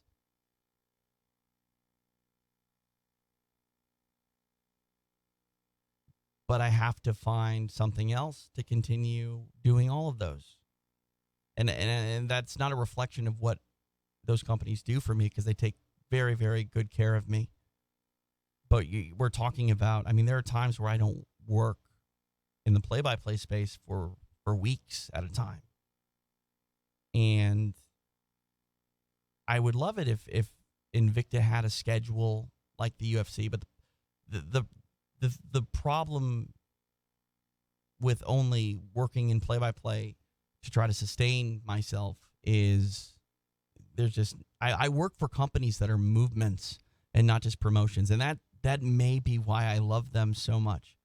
And that's why I love the Sherdog Radio Network, because there was nothing like the SRN before. And I honestly think that when we cut down to one show a week, that there's not going to be anything like it again. We haven't done this for a while, but we would, when the Savage Dog Show would kick off radio in the morning at 10 a.m. Pacific time. Beatdown would follow it. And that was 4 hours of continuous nonstop mixed martial arts radio on a, I mean, you don't call it a radio station because it's not broadcasting through the ether, but there was no difference. I wrote out a program log every day. I scheduled promos. We had advertisers. Like, it was a radio station. The only difference was you listened on a computer. And at that time, you really couldn't listen live in your car. But it was a radio station. And the sport has never had a radio station. You have shows. It's a one-off show. It's live. It streams. It's over. You can talk about Sirius. Rush 93, I think, is the station. I have never listened to it because I don't have satellite radio. But even if that is a radio station that is dedicated to mixed martial arts, it's still not what the SRN was.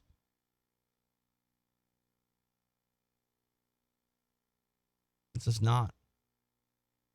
But getting back to what I'm talking about with movements is I love being a part of those shows. The rewarding feeling of making those, to being part of the progression and story of certain fighters. And what we did last night with Combat Jiu-Jitsu is amazing. I love play-by-play. I really hope to succeed there. I don't know if I will or not.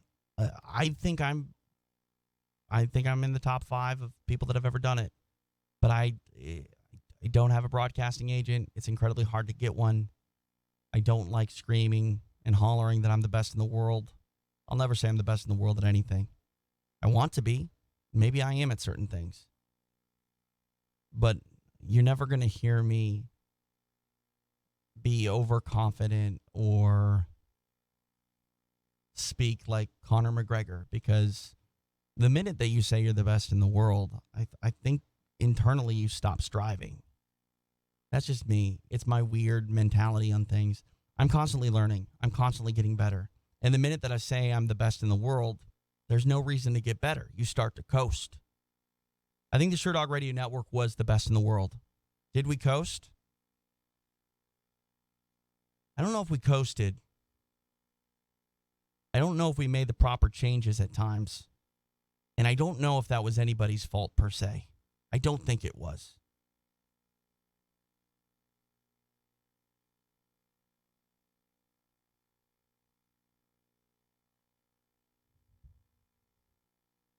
I don't get to make decisions. I get to make decisions, but I mean, again, like, you're looking at me in this room right now, and you're hearing me on Mixlr. You're hearing me on iTunes or SoundCloud. I'm the only one in this building that works for Sherdog. Something's wrong in the studio. I have to figure it out. When a cord goes bad, I have to either be able to fix it myself or hire an engineer. And it's my gear, so I'm responsible for paying for it. It's no different than if this were in my house. And like I said earlier, I'm a production guy. I don't know how some of these things work. I've learned so much about this stuff out of necessity. And that too is it's hindered the Sherdog Radio Network to a certain extent, but it's also made it what it is. And again, I think that the SRN, like some of the other projects I've been a part of, have felt so much more rewarding because of its small nature. I love the team at Invicta because it's not many people, and I get to be the play-by-play guy, but I'm also going to make sure I'm there to help put up the step and repeat at weigh-ins. You're not going to get that elsewhere. Maybe I won't even want to be that way elsewhere. And that's what's hard here about Sherdog is I'm the only one here. We don't go on the road like we used to. We don't. Things have changed, and that's not me disrespecting people that make decisions, because it's business. And Jeff has always talked about that. You know, when you work in a corporate environment, things change, and that's just the way it is. I worked for Disney for 10 years. For 10 years, I worked for Disney, which may be why I am so attracted to working for companies that I am, because it's like everything is a long, let's email each other 16 times about the same subject before we make a decision when you're working in a corporate environment. I'm the type of person that wakes up one day, sees an opportunity, and just goes for it. Why we moved here. That's why my dad said, hey, let's build a studio. I know you're going to lose your FM studio. Let's go for it. What's the worst that's going to happen? We're poor. I grew up poor. I don't want my son to grow up poor, though. Although it does build character. So what's next? How am I going to avoid losing all of this? Sherdog Radio Network is going to go down to once a week. You're still going to get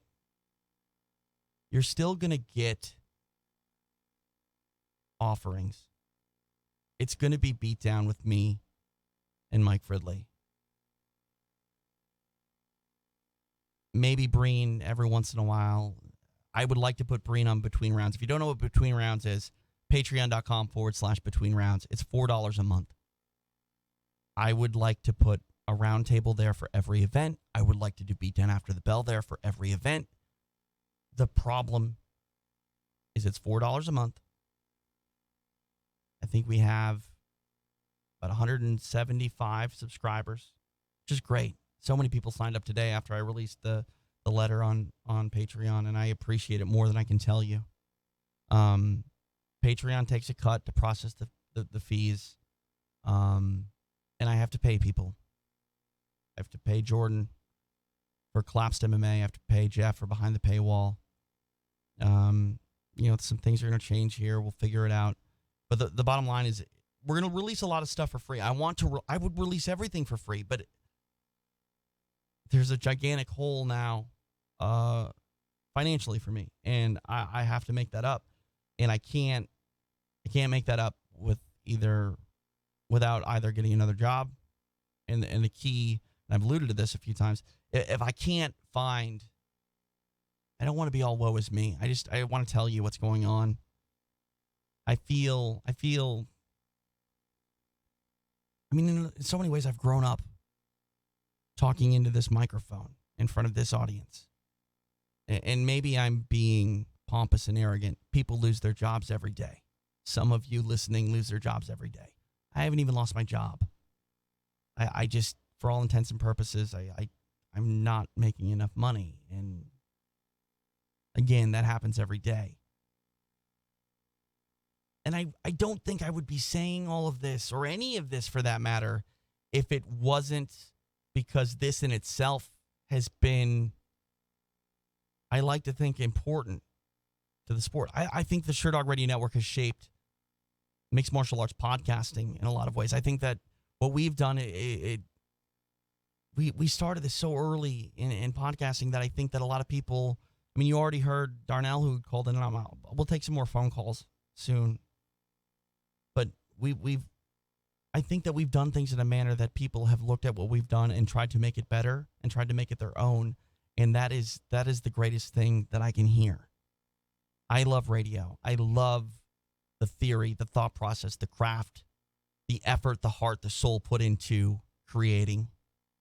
And to have people say, you got me into trying to be an MMA journalist, or you got me into podcasting, that's awesome.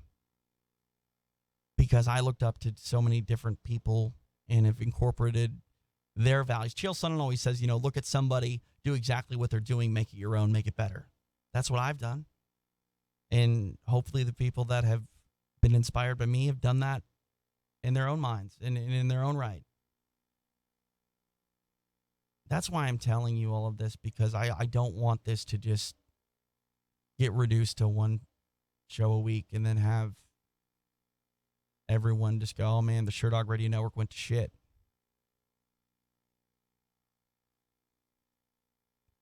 no matter what I do in life, I truly believe maybe this won't be my biggest accomplishment, but it will probably, I mean, I don't know.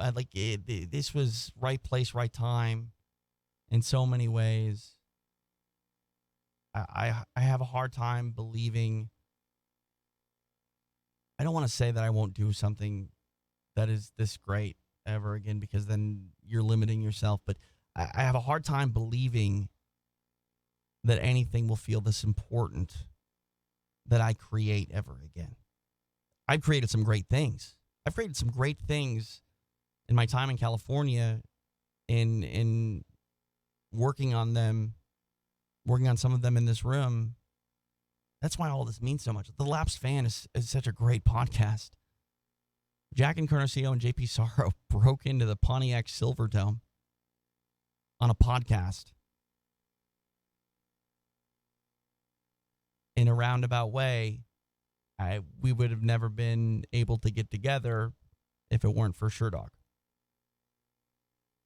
That's why I'm doing this. And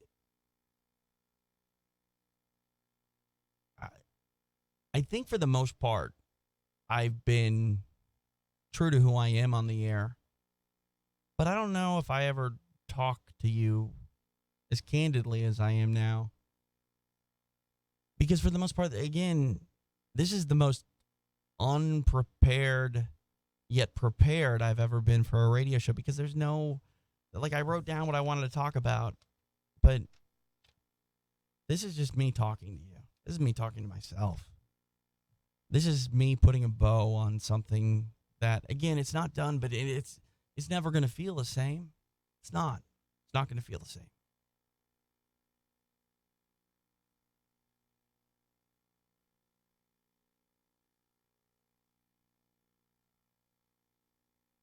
Maybe we can take some more phone calls. 323-364-21. No, 323-364-2991. That's the number. Beatdown is going to be 1 day a week. That's pretty much it. Here on Sherdog. Everything else I'm going to try to do between rounds radio. Collapsed MMA, behind the paywall. Hopefully the Jordan Breen show. I haven't talked to Jordan. I don't know. Oh my God. Hold on a second. If this is true, if my Skype machine is right, or Google Hangouts, whatever you want to call this thing, is this Nasib from Ottawa? Yep. Nasib from Ottawa, who's hotter? You bet your bottom dollar you're going to say nada. It's good to hear from you, TJ.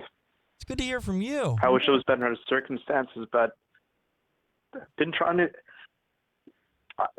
The damnedest thing is that it is nearly impossible to find the number for the new radio, like for this new number.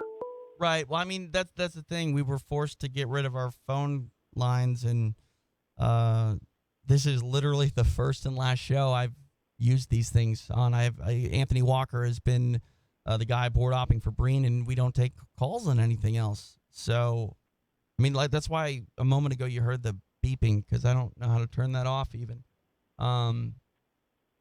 Yeah, I don't know. I guess it doesn't really matter anymore, but I'm so happy you found the number and called in. There were certain people that I was hoping that I would hear from tonight. And again, it's late. It's like 11:52 Pacific.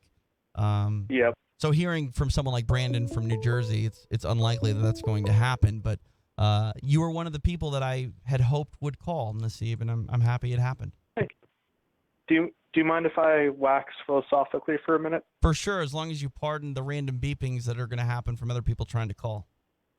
That is totally fine. I mentioned this in the Mixer chat, but you guys have had a hell of an impact on my life. You know that, right? I mean, I'm happy to hear that. Your name is in a frickin' song that we would play every Wednesday, so you've been a big part of our lives as well in the SRN. Well, I was saying this, like, the Sherdog Radio Network is going to be your legacy, and it's going to be a hell of one.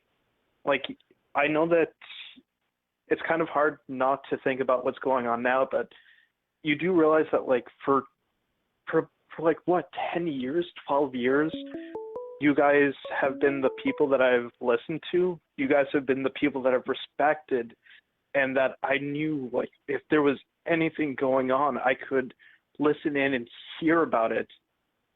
You guys had a hell of an impact. You know this, right? Like I said, I think that I do know this, but when no one says it for a while, you forget. And honestly, because of that, I think that's why it doesn't stress me out that much, because you forget that people listen. You forget that it's a part of people. You forget. I mean, and the space has changed so much. I mean, I'm not going to lie. 10 times the amount of people that listen to Beatdown now is what we were at when we started this thing.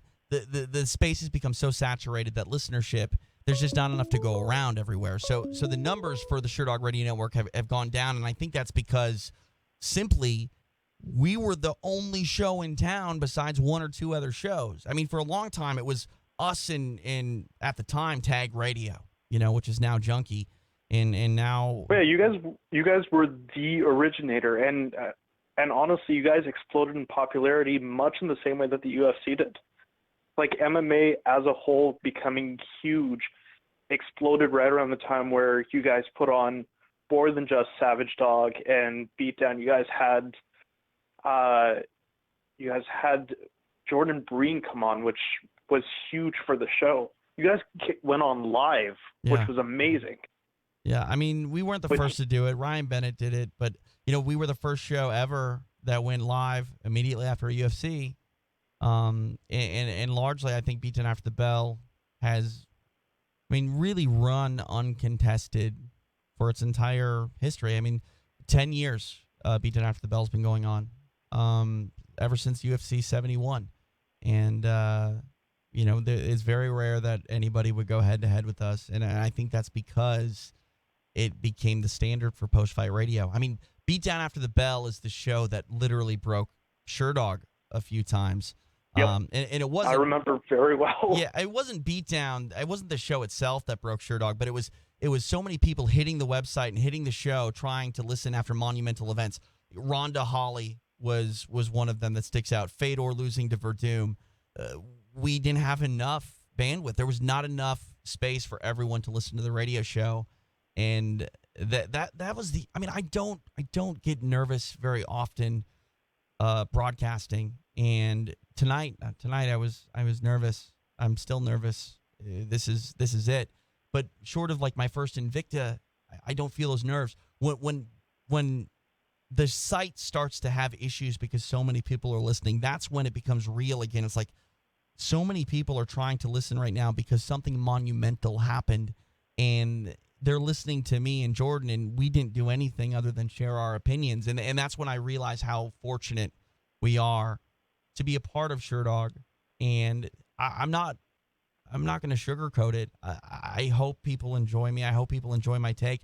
But I would be lying if I said that if I left and I wasn't a part of Sherdog, do I know for a fact that people will want to seek my opinion out? I don't know. I'm just TJ. I'm just a guy. And if I'm not TJ De Santis from Sherdog.com, maybe I'm not as important as I was. Maybe the legacy of starting the Sherdog Radio Network isn't anything. I disagree with that, at least personally, just for the fact of the radio has, well, at least for me, has always been you. Well, when I think of any kind of radio, you are the first and the last person I think of. You are everything that anyone could possibly want from a broadcaster. Thank you. That's just because I'm obsessed and have an issue. I'm an audiophile, and it's probably a problem. But I appreciate that more than you know. Thank you, Naseeb. No problem at all. I just want to say this, TJ. From the bottom of my heart, thank you.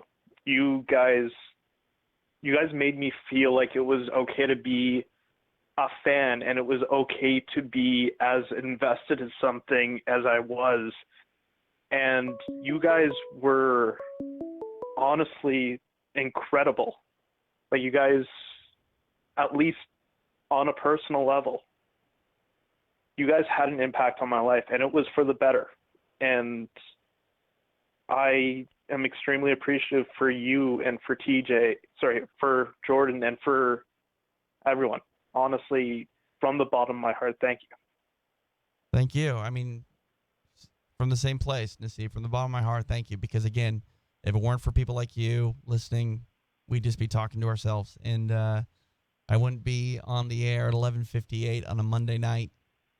I mean, if it weren't for people like you, if it weren't for the fact that I would feel like we were doing something wrong by just going away, I wouldn't be here right now. And, yeah. You built it and we came. And if you build it again, we will come again. Between rounds, Nassib, patreon.com/between rounds. You have no idea how much $4 means to me and everyone involved. So if you can spare it, we'd love to have you. Oh, I'm signing up in the next couple of moments. Thank you, Nassib. I appreciate the call. You've earned every dollar of it. And honestly, TJ, be proud of what you've done, because it's not insignificant.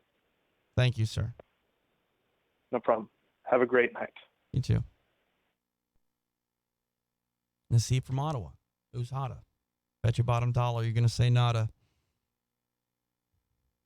Who does that song? Is it Fade? I think it's Fade. Odin Smith. I think someone's calling internationally. I don't know where +61 is, where that country code is, but someone's on the line. Welcome to Beatdown. Hello. Hello. Hello, it's Scott from Sydney. Hi, Scott. You're calling all the way from down under. Yeah, I obviously sad occasion for it, but I've listened to you guys for the whole 8 years. I've been an MMA fan. I think I started listening to Sherdog the same week I saw Brock versus Frank, and it's been a weekly radio show ever since. And you don't often broadcast in a time zone for us to call, so right. I thought I would just call to say thank you. Man, thank you. I remember the first time we got a caller, I think it was from Sweden, and that was the first international call we ever got. And that's when it slapped me across the face that this was much bigger than just whatever we were doing in the garage. And, it's mixed martial arts. I always found it funny that Bob Arum said that mixed martial arts was homosexual skinhead fighting. And I thought that was funny because I'm, a pasty white kid from Minnesota. Had it not been for mixed martial arts, honestly, I would have never met someone like Karo Parisian, who was Armenian. I had never met an Armenian before I met Karo Parisian. I remember on the Australian front, I don't know how hardcore of a fan you are, Scott, but do you know who Mandy Stewart is? Are you there? I think we lost him. Mandy Stewart is an Australian fighter who, this was back in the MMA Evolution days, fought in hook and shoot. And then I went to that card with Caleb, and Mandy came back to Minnesota and hung out with us. And I've met Australians before, but I never had a friendship with an Australian before. And I don't think I'd ever met a Cuban before I met Javi Vasquez. And the irony of Bob Arum downplaying mixed martial arts is something that racists would watch. It was funny to me because of mixed martial arts, I met so many different races of people. And we were brought together by this common bond of fighting. And that's one thing that you can laugh at Dana White for saying that if a fight broke out at a soccer game, what are people going to watch? The fight or the soccer game? But you can't argue with the fact that fighting is a universal language. It doesn't matter what part of the world you're from. If you find someone that you have a common bond with, and that common bond is mixed martial arts, then it's very easy to get along. It's very easy to communicate, even if you don't speak the same language. And I think it was Martin from Sweden who would call in. That's when I started to realize that the Sherdog Radio Network wasn't just something that was even important to people in the States. I mean, Nasib called from Ottawa a moment ago. That's an international call. The fact that it is 12:03 here in the morning and I have phone calls coming in, more phone calls that would come in for a Beatdown After the Bell right now means the world to me, because I'm freaking out on the inside here going, does anybody give a shit about what I'm talking about? Apparently you do. And this little machine tells me that Chris is on the line. Chris, welcome to Beatdown. Hey, what's up, man? Chris from San Diego. What's up, man? You're just like down the street, like 2.5 hours. Pretty much, yeah, just down the 5. Long-time listener, first-time caller. So I'm going to throw some old-school radio terms at you. I love it. But I just want to give you some love for how much you have stepped up the entire production game in the MMA podcast sphere. It's incredible. Everyone would be on crazy dial-up internet calling into some overseas bullshit if it wasn't for you requiring that everybody hit the post and actually get some legit microphones in their studio. Chris, the fact that you just said hit the post makes me feel like I have destroyed a part of you that was innocent once before, and now I've dirtied you with my obsession of audio perfection. I mean, a little bit between you and Breen. By the way, I should also give some love to everybody should go subscribe to your Patreon just for Collapsed MMA alone. Like, you and Jordan Breen right now are putting out what I would argue is the greatest MMA show to be found on the internet now that the Rewind with Jack Encarnacio is no longer around. And, you know, you mentioned Jack. I mean, Collapsed MMA is just a ripoff of his podcast, The Lapsed Fan. And exactly. Yeah, Collapsed MMA is a lot of fun. It's a lot of work, and I think that's why we're behind a week. We're going to be doing this sort of hat nod to Tito Ortiz and the rivalry that he had with Ken Shamrock. And if you haven't listened to Collapsed MMA, Between Rounds is worth it for that alone. And I believe that's where most of our subscribers come from. But the point is with Between Rounds is to do.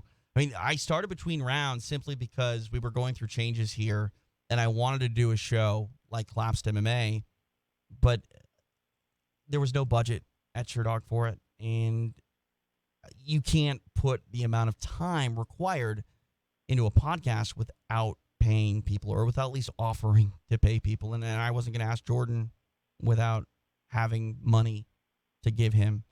Hopefully he's a little lenient on what that check is going to be, because I'm going to need some of it. But Collapsed MMA is great, and I'm happy you're liking it, Chris, because it is a hardcore MMA show. It's a hardcore fan show. You're not going to get a lot of the humor if you're not an old school fan, but I think at the same time we go out of our way to try to keep maybe the newer fan in mind, and educating them on some of the old personalities that we're shouting out. That's right. Well, I mean, where else am I going to get that hot WEC Halloween Fury content? Right. I mean, if it weren't for Collapsed MMA, we wouldn't know the greatness of Jean Jacket Machado. That's right. The greatest. Right. Or Meth Linland. Oh, my God. Meth Linland. How do you just insult yourself like that? Oh, man. If people don't know, please go back and listen to WEC 17 Halloween Fury, because it is a show and a half, to say the least. It's special for sure.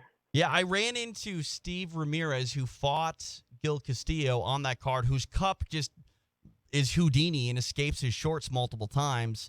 He's part of the California State Athletic Commission. And I mean, I would have never known that. I've seen this guy multiple times at Tachi, but because we did Collapsed MMA on WEC 17, I put 2 and 2 together that was the guy, and it was just like, Collapsed MMA is incredibly rewarding as someone who's producing it.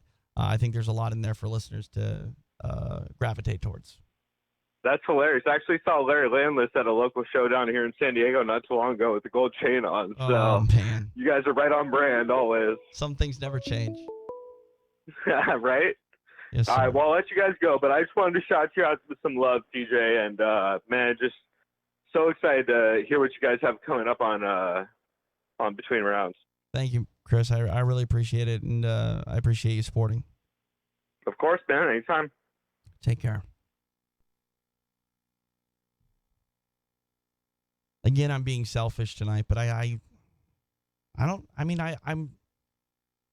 a positive thinking person, and you can only hear, again, none of this happens without you. None of it. None of it. There's no future without you. I can't express that enough. There's no future without you. I'm not trying to pander. I'm not trying to beg. Don't go sign up for between rounds because you think I need you to pay my bills. Do. But sign up because you think it's good. You think it's quality. If you don't like it, cancel. But it's amazing to hear. My wife and friends can only tell me it's okay so many times. It's going to be okay. To hear that you guys appreciate this, it's really the best medicine one could hope for in this situation. Back out to the phones. This is apparently whoever's on the phone is from parts unknown because Google can't tell me. So maybe it's Jason Miller. I don't know. Welcome to Beatdown. It was supposed to say Fedor from Russia. Sure, pup. What's up? You're like up way too late. I know. You're killing me, TJ. You're right now. You are probably whispering because everyone's asleep in your house. Yes, everyone is asleep. Does it bother you that I can tell who this is just because of your nasally tones? I can also tell that you don't have a dip in right now. No, I do. Oh, you do? Wow. Maybe it's just because it's on the phone. I can't tell. I don't know. Yeah, I'm not up after midnight without a dip.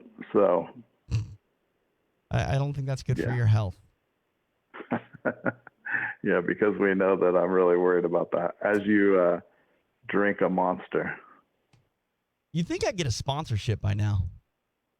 Yeah, no kidding. Shit, I might need one if I want to keep drinking them. So, I've been listening tonight. That's good. I couldn't understand your voicemail. You left me because you were fading in and out. Well, I was driving. What do you want from me? That's the only time I ever call you. I know, but I figured it out, and I was actually recording The Outsiders when you called me twice.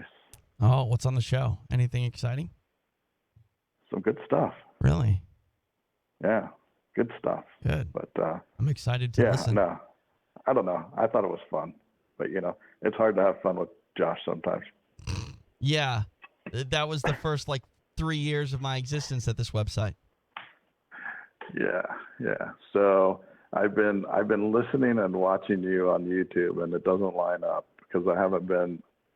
I'm kind of retarded, so can't say that I couldn't word. figure out how to just do YouTube, and then I had the other one on, and I couldn't figure out how to turn it off. Luckily, I was able to turn it off when I called, or it would have been horrible. It would have been like the radio shows when somebody calls in, and you're like, turn your radio down. Right. Or it would have just sounded like someone was working on your street, and you had audio issues.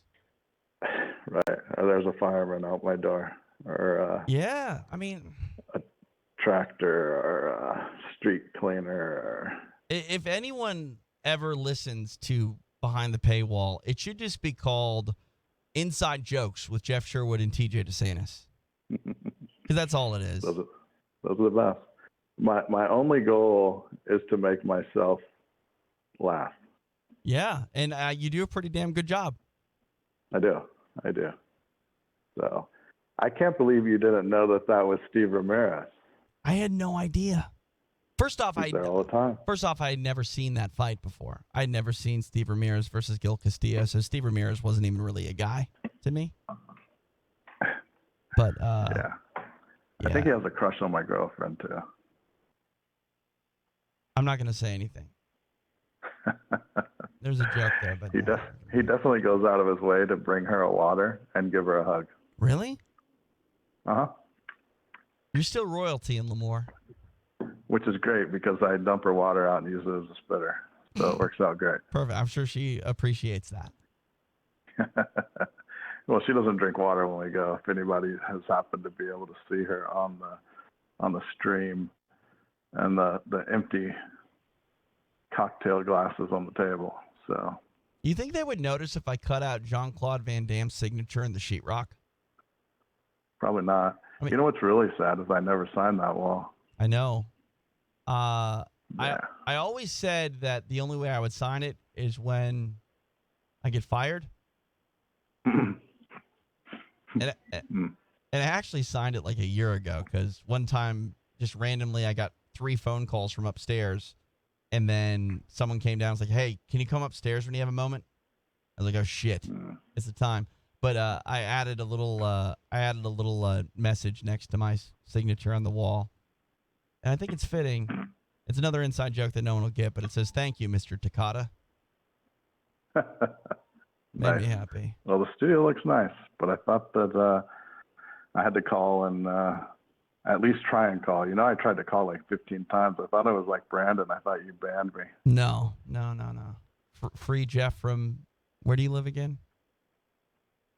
Hanford. No. Yeah, studio looks great. It'll be torn apart here in like 20 minutes because I got to get going. Yeah, nice.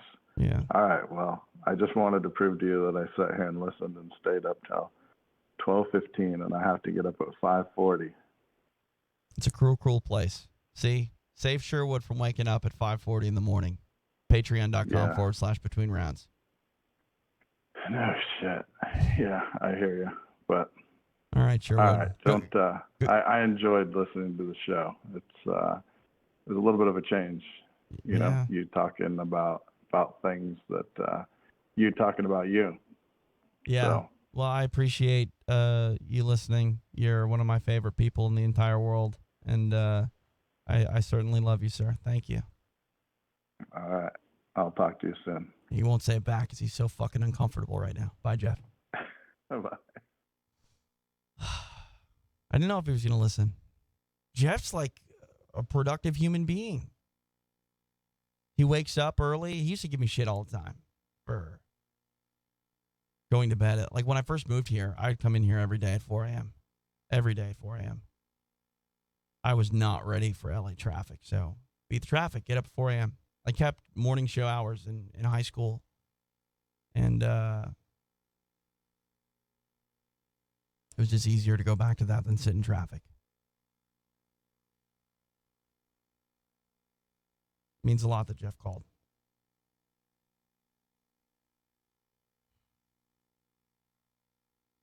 We're getting to that point where I know we're going to end soon. And that's hard because this is it. It's not over. It's just this is it's never going to feel the same ever. And it makes me want to launch into a 24-hour marathon so we can keep it going.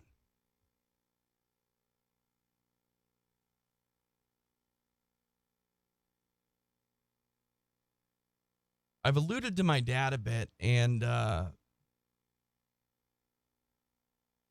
the Sherdog Radio Network really would have died with my FM job coming to an end in 2007. My father contracted hepatitis C in 1994. 93 or 94. And my dad and I weren't close prior to him getting sick. And really weren't close until later in life. Probably right before I started working at the radio station. He got hepatitis C, which is now curable, which it's so bittersweet for me to hear these commercials about baby boomers and having hepatitis C and how I can go get tested and get cured. I mean, it killed my father. But the last thing he did before he died was give me his credit cards and go, build a studio. Go. Build a studio. And the way I'm going to end tonight's show is I'm going to play the outro from the 1000th episode of Beatdown.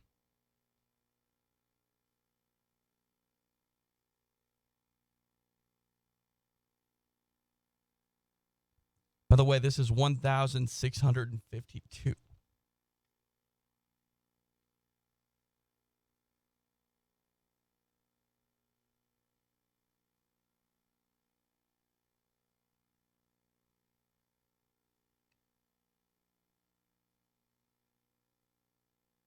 Now I'm crying.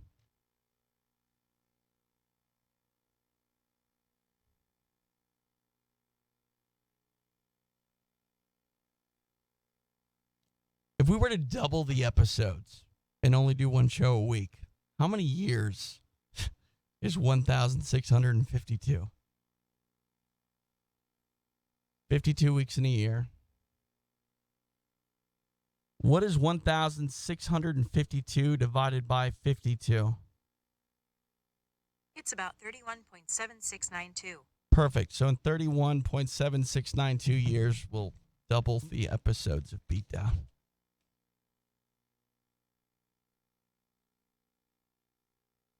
That'll put me at 65 years old. Never say never.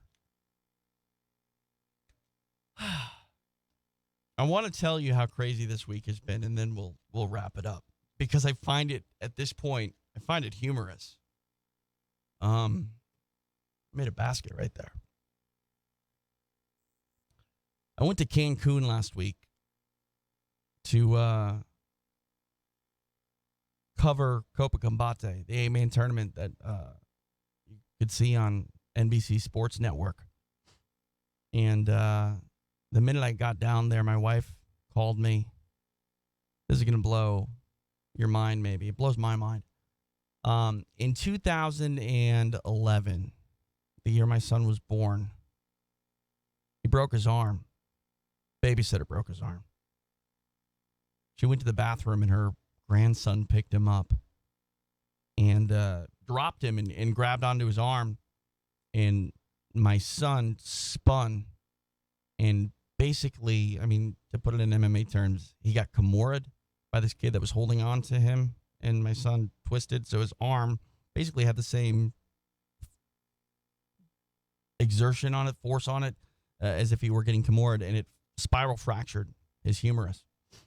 And I had landed in California, in LA here, and we were driving up to Tachi to cover TPF.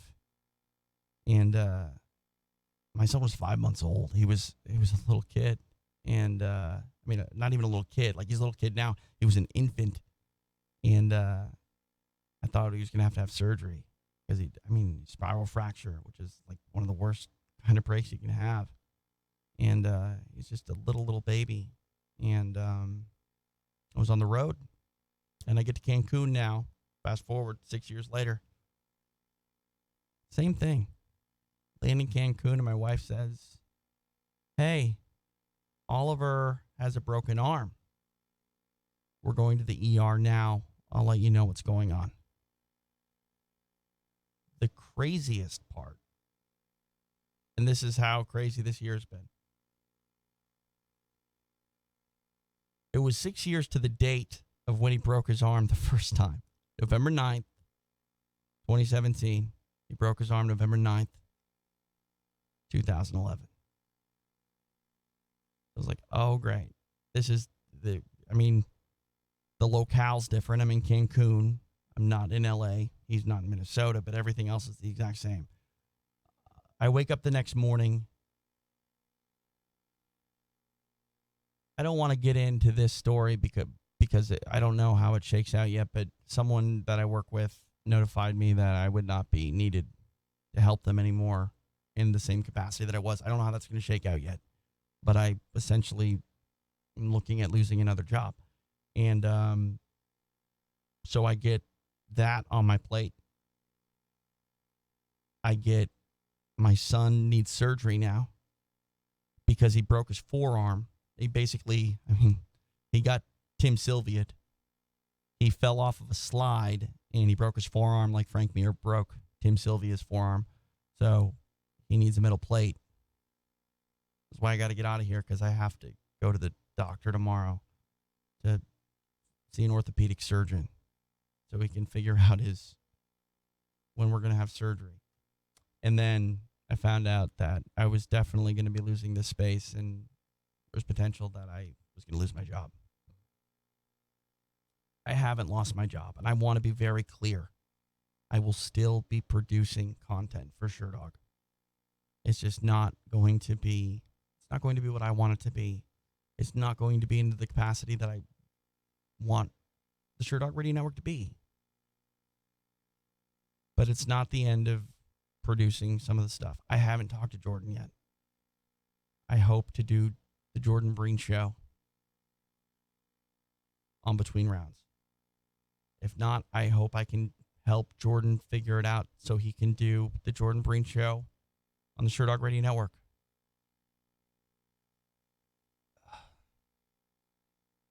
I'm a control freak when it comes to radio, and I'm a control freak when it comes to production, and this makes me a very, very bad teacher. But it also, I hate the idea of someone making radio for Sherdog that's not me. I'm the only one who's done it. Everyone else that has done it, I've taught. I don't want the JBS to die. I don't want Beatdown to die. I don't want the SRN to die. So I get one show a week.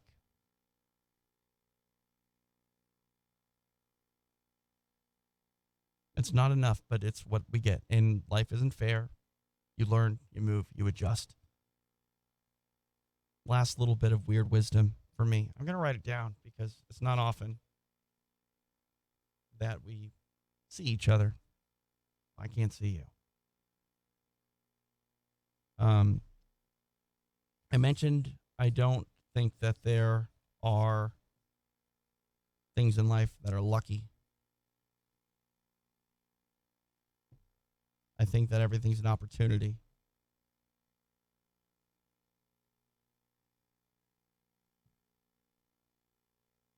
You win the lottery, you're not lucky. You just have the opportunity to be rich and successful. And by rich and successful, I mean money not ruining your life.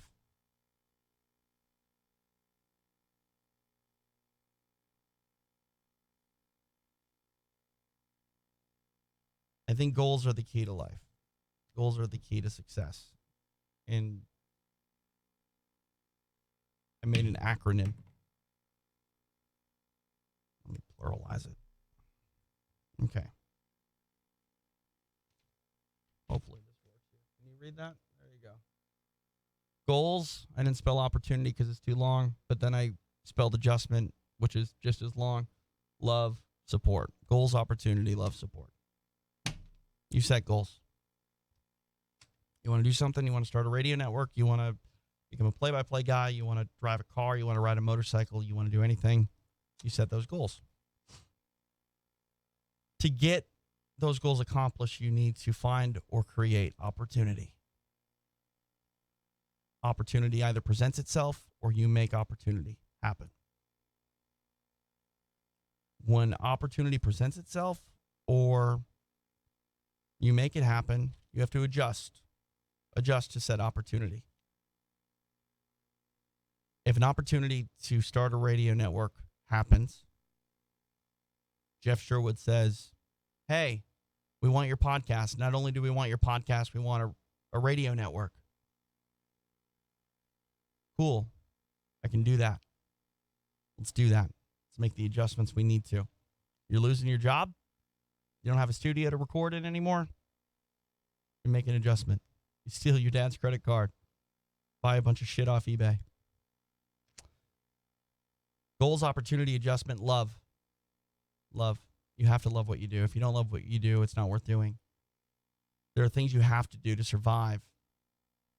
But if you don't love that, go do something that you love. Because nothing good, nothing fulfilling is going to come out of doing something you don't love. I have never had to have a job. Really. Everything that I have done, I have loved. And like I said earlier, anything that you do that takes you away from doing something that you want to do becomes a job. And yes, there are days that I've had a job, but I have loved my field so much that every day I look forward to having a hand in producing something, whether I'm on the air or whether I'm not. I love this. Support. And this is the big one right now for me. You have to surround yourself with people that support you. Friends, family. You don't get anywhere by yourself, ever. I'm not here because I'm great at what I do. I've remained here because I've worked hard to try to be great at what I do. I wouldn't be here if it weren't for Jeff. Jeff created opportunity for me. Jeff has also supported me. My wife supports me. My friends support me. Surround yourself with people that support you, because you're not going to make it by yourself. No one ever does. Ever. Never. Goals, opportunity, adjustment, love, and support. I think that's it.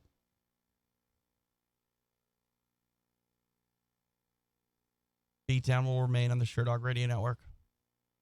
Roundtables will exclusively be on Between Rounds.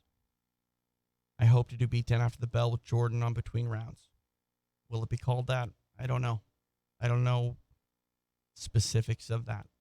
But if Jordan Breen and I are doing a radio show, post-fight, I don't care if it's called Terrible Radio Show. You know the deal. The Jordan Breen Show, that's up to Jordan. He has an open invitation. Press Row. And Press Row pretty much is the Jordan Breen Show. I don't see a difference. He takes calls or interviews somebody. Patreon.com/Between Rounds. I am so lucky to sit in the booth for Invicta and Eddie Bravo Invitational and Combat Jiu-Jitsu Worlds and Tachi Palace fights. None of those go away. At least I hope. I'll just continue to do the best I can and, onward and upward. For those of you watching on YouTube, I'm going to show you some photos as we lead out.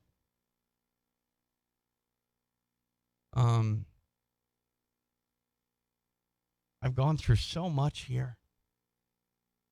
I've moved away from everything that's familiar to me. I've made a new family. Literally, I've made a family. A literal family with my wife and son, and a figurative family with people that I will cherish for the rest of my life.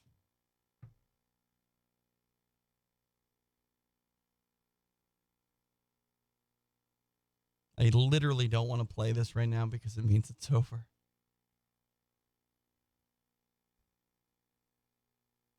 But I do have to be a productive human being, and I hope you've appreciated this.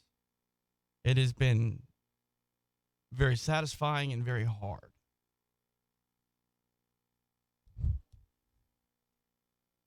And you still got to pack shit up. There's a lot of stuff in here. Maybe we'll give away some stuff on Between Rounds. I have some stuff that honestly I just don't know where I'm going to put it when I go home. Rob King was cool enough to give me an IFL Silverbacks jersey. I don't know. I don't know what I'm going to do, but I'm going to figure it out. And yeah. I think it was in August of 2012 that we did episode 1000 of Beatdown. Josh Gross came back. Randy Couture was supposed to be on the air, and it was a big deal. We used to interview Randy all the time, and he flaked. By the way, Randy's signature is on the wall, right next to Chuck's. I'm going to miss this wall. I think I'll miss this wall more than anything. I love this wall. I love this room so much. I don't think my wife's excited about losing a bedroom to my studio either. She knew what she got herself into, right? I think so. It's not like we didn't have this at home before. I've kind of told the story of the Sherdog Radio Network here throughout the last however long we've been on the air. And I've left a lot out. But the outro to Beatdown 1000 will probably fill in some gaps. And probably say some things that I forgot to say along the way. And I'm going to play it. I'm going to turn off the cameras. You're going to see some photos that I selected to play for you guys or show you guys. And if you're listening on podcast and you weren't able to call in, you can always get in touch with me. DeSantisMMA@gmail.com. That's DESANTIS MMA@gmail.com. I still work for Sherdog. TJ De Santis at Sherdog.com. On Twitter at TJ De Santis. I hope to be back next week with Beatdown and the Jordan Breen Show in Press Row. Nothing changes until the 1st of December. I don't have this room afforded to me.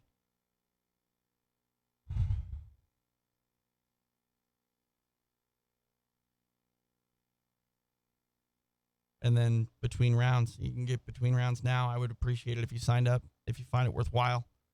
I'm begging Eddie Bravo, getting Eddie Bravo's ear. I'm begging Eddie Bravo to let me do his podcast once a month, whether it's on between rounds, whether we start something else for it. This is all I know how to do to make money. And I don't want to charge everybody for everything that I do, but I need to figure out how we get to the point where I can be okay. And the only thing I know how to do is to create. And I'm going to do that until I can't do it anymore. Tell your favorite MMA promotion you want to see TJ De Santis in their booth. Listen to Between Rounds Radio. Listen to the Sherdog Radio Network.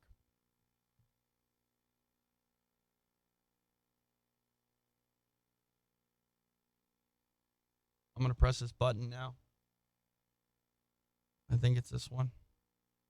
Oh, wait. Yeah, that's right. We had technical issues, so none of it was working. I'll press that button. As soon as that goes to the thing there, we'll play some stuff. Actually, you know what? Hang on. I got to make sure this works because I want to play these. Is this even the right thing? Yeah, it is the right thing. This is just ridiculous on what it's doing. All right. So, I like I said, I'm not a video guy. We're doing video here. I think if I go like this, get out of here.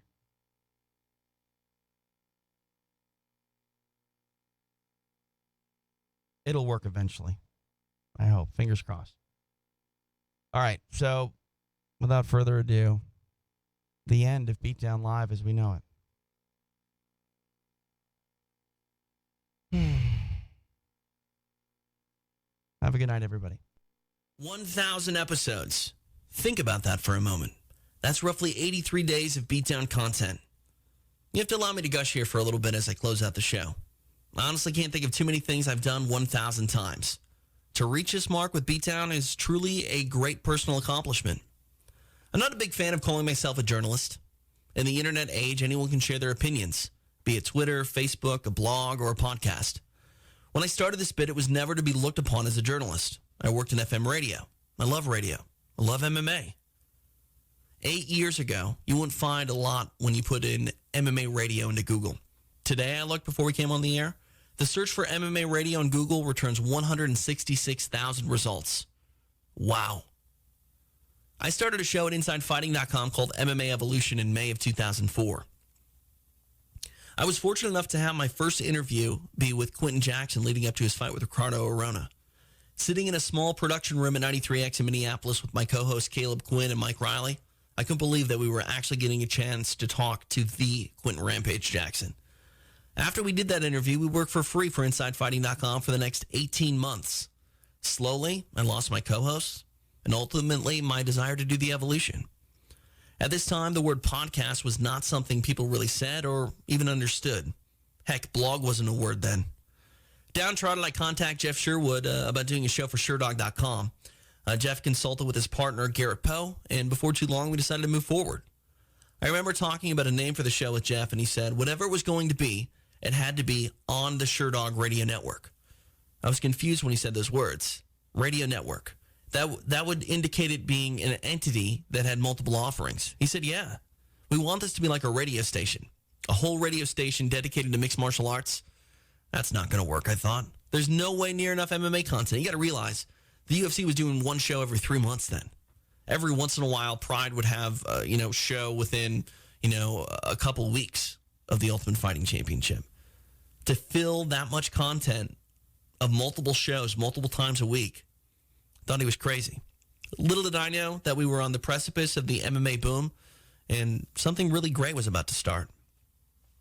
Before too long, we started the Savage Dog Show. While the SRN was growing, my time at 93X in Minneapolis was kind of winding down. Management was bringing in new technology and cutting budgets. I knew before too long my overnight shifts of 6 hours a night would get voice tracked down to about 2 hours a night. If I failed to get a new full-time job at the Active Rocker, I was going to have to find another job to make ends meet.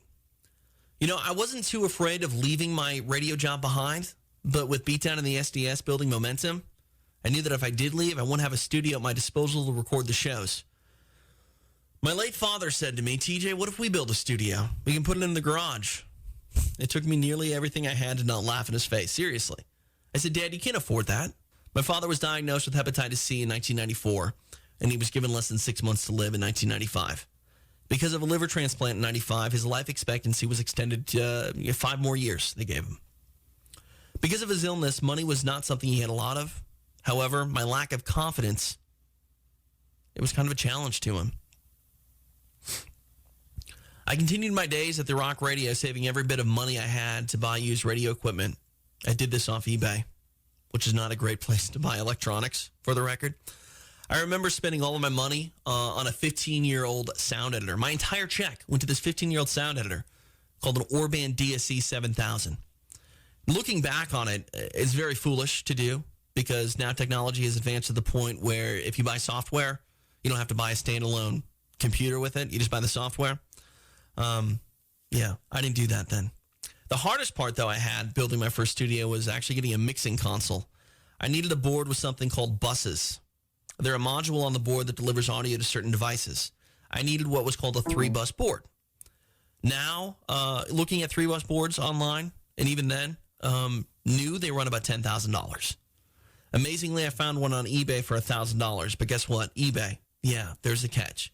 Why was it so cheap? Well, there was no guarantee it worked, and there was no option to ship it. You had to pick it up. It was located in Fort Wayne, Indiana, and my dad didn't think twice about A, paying for it, or B, driving the 1,200 miles round trip to go pick it up. My dad wanted me to have the studio more than he wanted his financial stability. Thinking back on this now, honestly, this was a dumb idea. It worked out, but you got to think about this. Crave hadn't bought Sherdog then. It was still Jeff running the show, and our budgets were considerably smaller than they are now. My father and I were spending nearly everything we had for this radio studio based on the assumption that my compensation would stay the same from Sherdog. How much was that? $250 a month. In March of 2007, we went live with the SRN, and I honestly think we changed the way MMA radio has been delivered ever since. From our in-depth roundtables to Beatdown After the Bells and even our 24-hour marathon, the Sherdog Radio Network does more than I ever thought it would. It even pays my bills. Again, never thought that would happen. I owe nearly everything I have to my father. He believed in me more than I believed in myself. I went to UFC 123 in Detroit in November of 2010. Pardon me if I get choked up. When I came back from that trip, my dad passed away a few hours later. None of you knew my dad. He was a rough and tumble biker.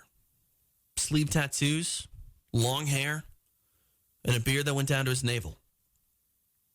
But his heart was made of gold. Without him, I would have never made it to Beatdown 100, let alone Beatdown 1000. If you've listened to me over the SRN over the years, You know my story. I was a 15-year-old kid who called the local FM rock station to get a rise out of the disc jockey.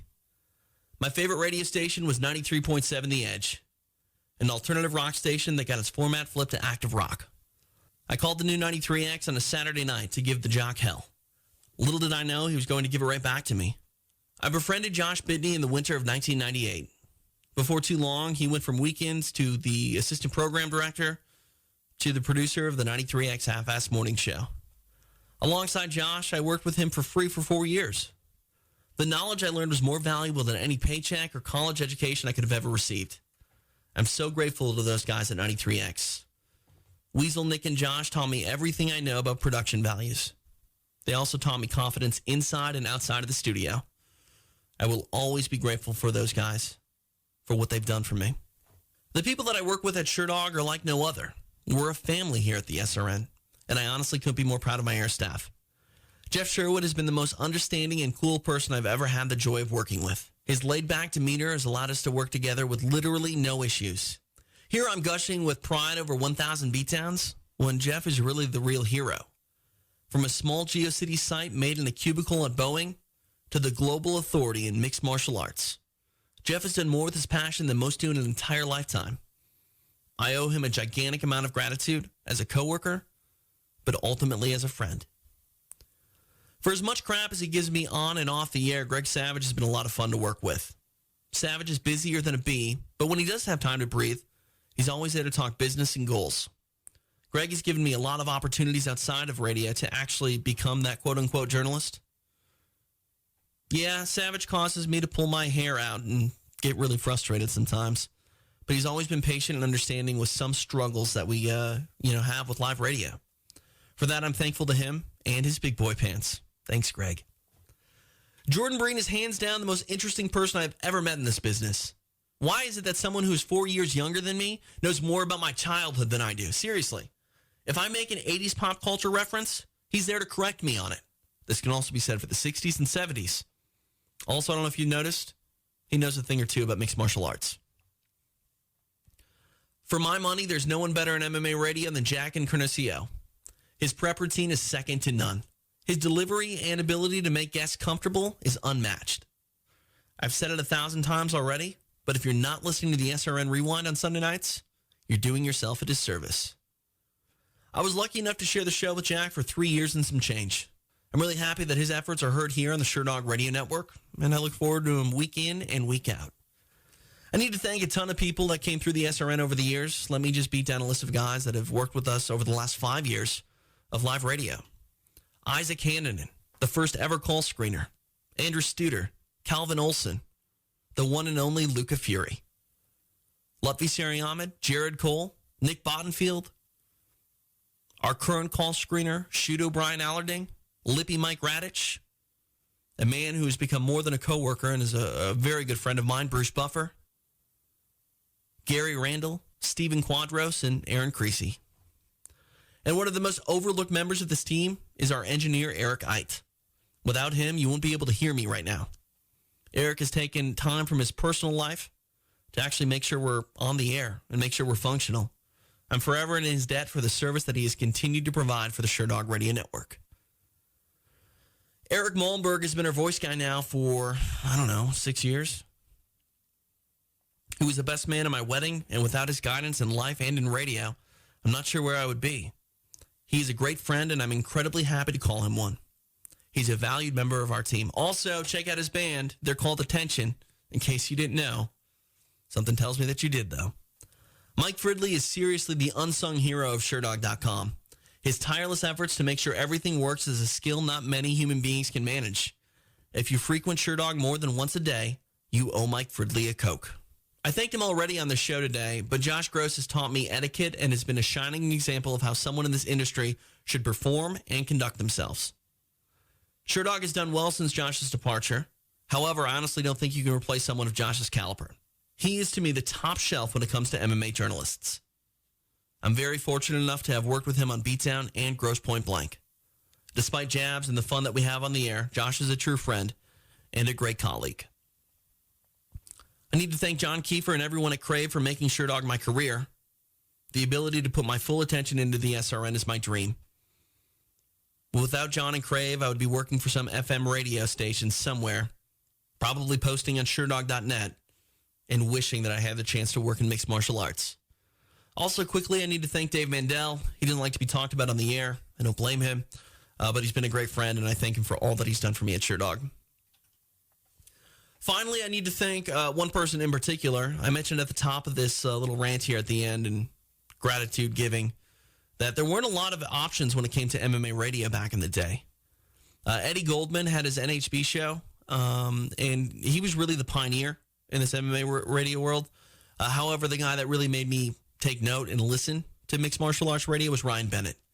I joked that I only went to college for 3 weeks. Honestly, it might have been more like 2 months, but I missed at least 5 weeks of class because I would sneak off to the library or come home at 11 a.m. Central Time so I could listen to Bennett on his Sound Off radio show at MMAweekly.com. Without Ryan, I would have never considered MMA radio as a hobby, much less a career. If you're new to MMA or the podcast side of the sport, Ryan was tragically killed in a car accident in 2006. I was only able to meet him once before he passed. Instead of feeling like we were rivals or anything when we were chatting, I remember this vividly at UFC 59 in Anaheim. We had a really nice, pleasant conversation about radio. I'm sad I really only got to talk to him once. His mark on MMA and MMA radio will forever be remembered. He was a great inspiration, and I miss his radio shows deeply.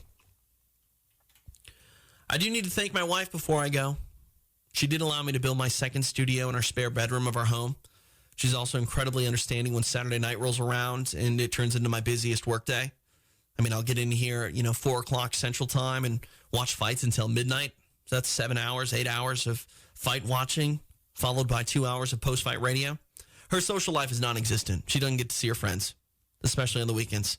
She's got to take care of our son Oliver, and she's awesome for putting up with my job and ultimately my MMA fandom. If I forgot anyone, I'm sorry. Seriously, I've been going on for too long the way it is, and we need to wrap up, but I need to get out of here. But before I go, I need to thank you, the listener. The calls and emails we get from all over the world are truly amazing. Without you guys, we would be talking to ourselves and ultimately doing it on the phone or just not on the radio, that's for sure. It's your interest in MMA and our product that allows us to do this every day. As Brandon from New Jersey would say, love yous guys. Thanks, Brandon. So for the 1,000th time, here it goes. You just got Beatdown on the Sherdog Radio Network. Have a good day, everybody. Beatdown is a TJ De Santis production and is property of the Sherdog Radio Network. Its content is intended for private use only. The preceding show is a TJ De Santis production and is property of the Sherdog Radio Network. Its content is intended for private use only.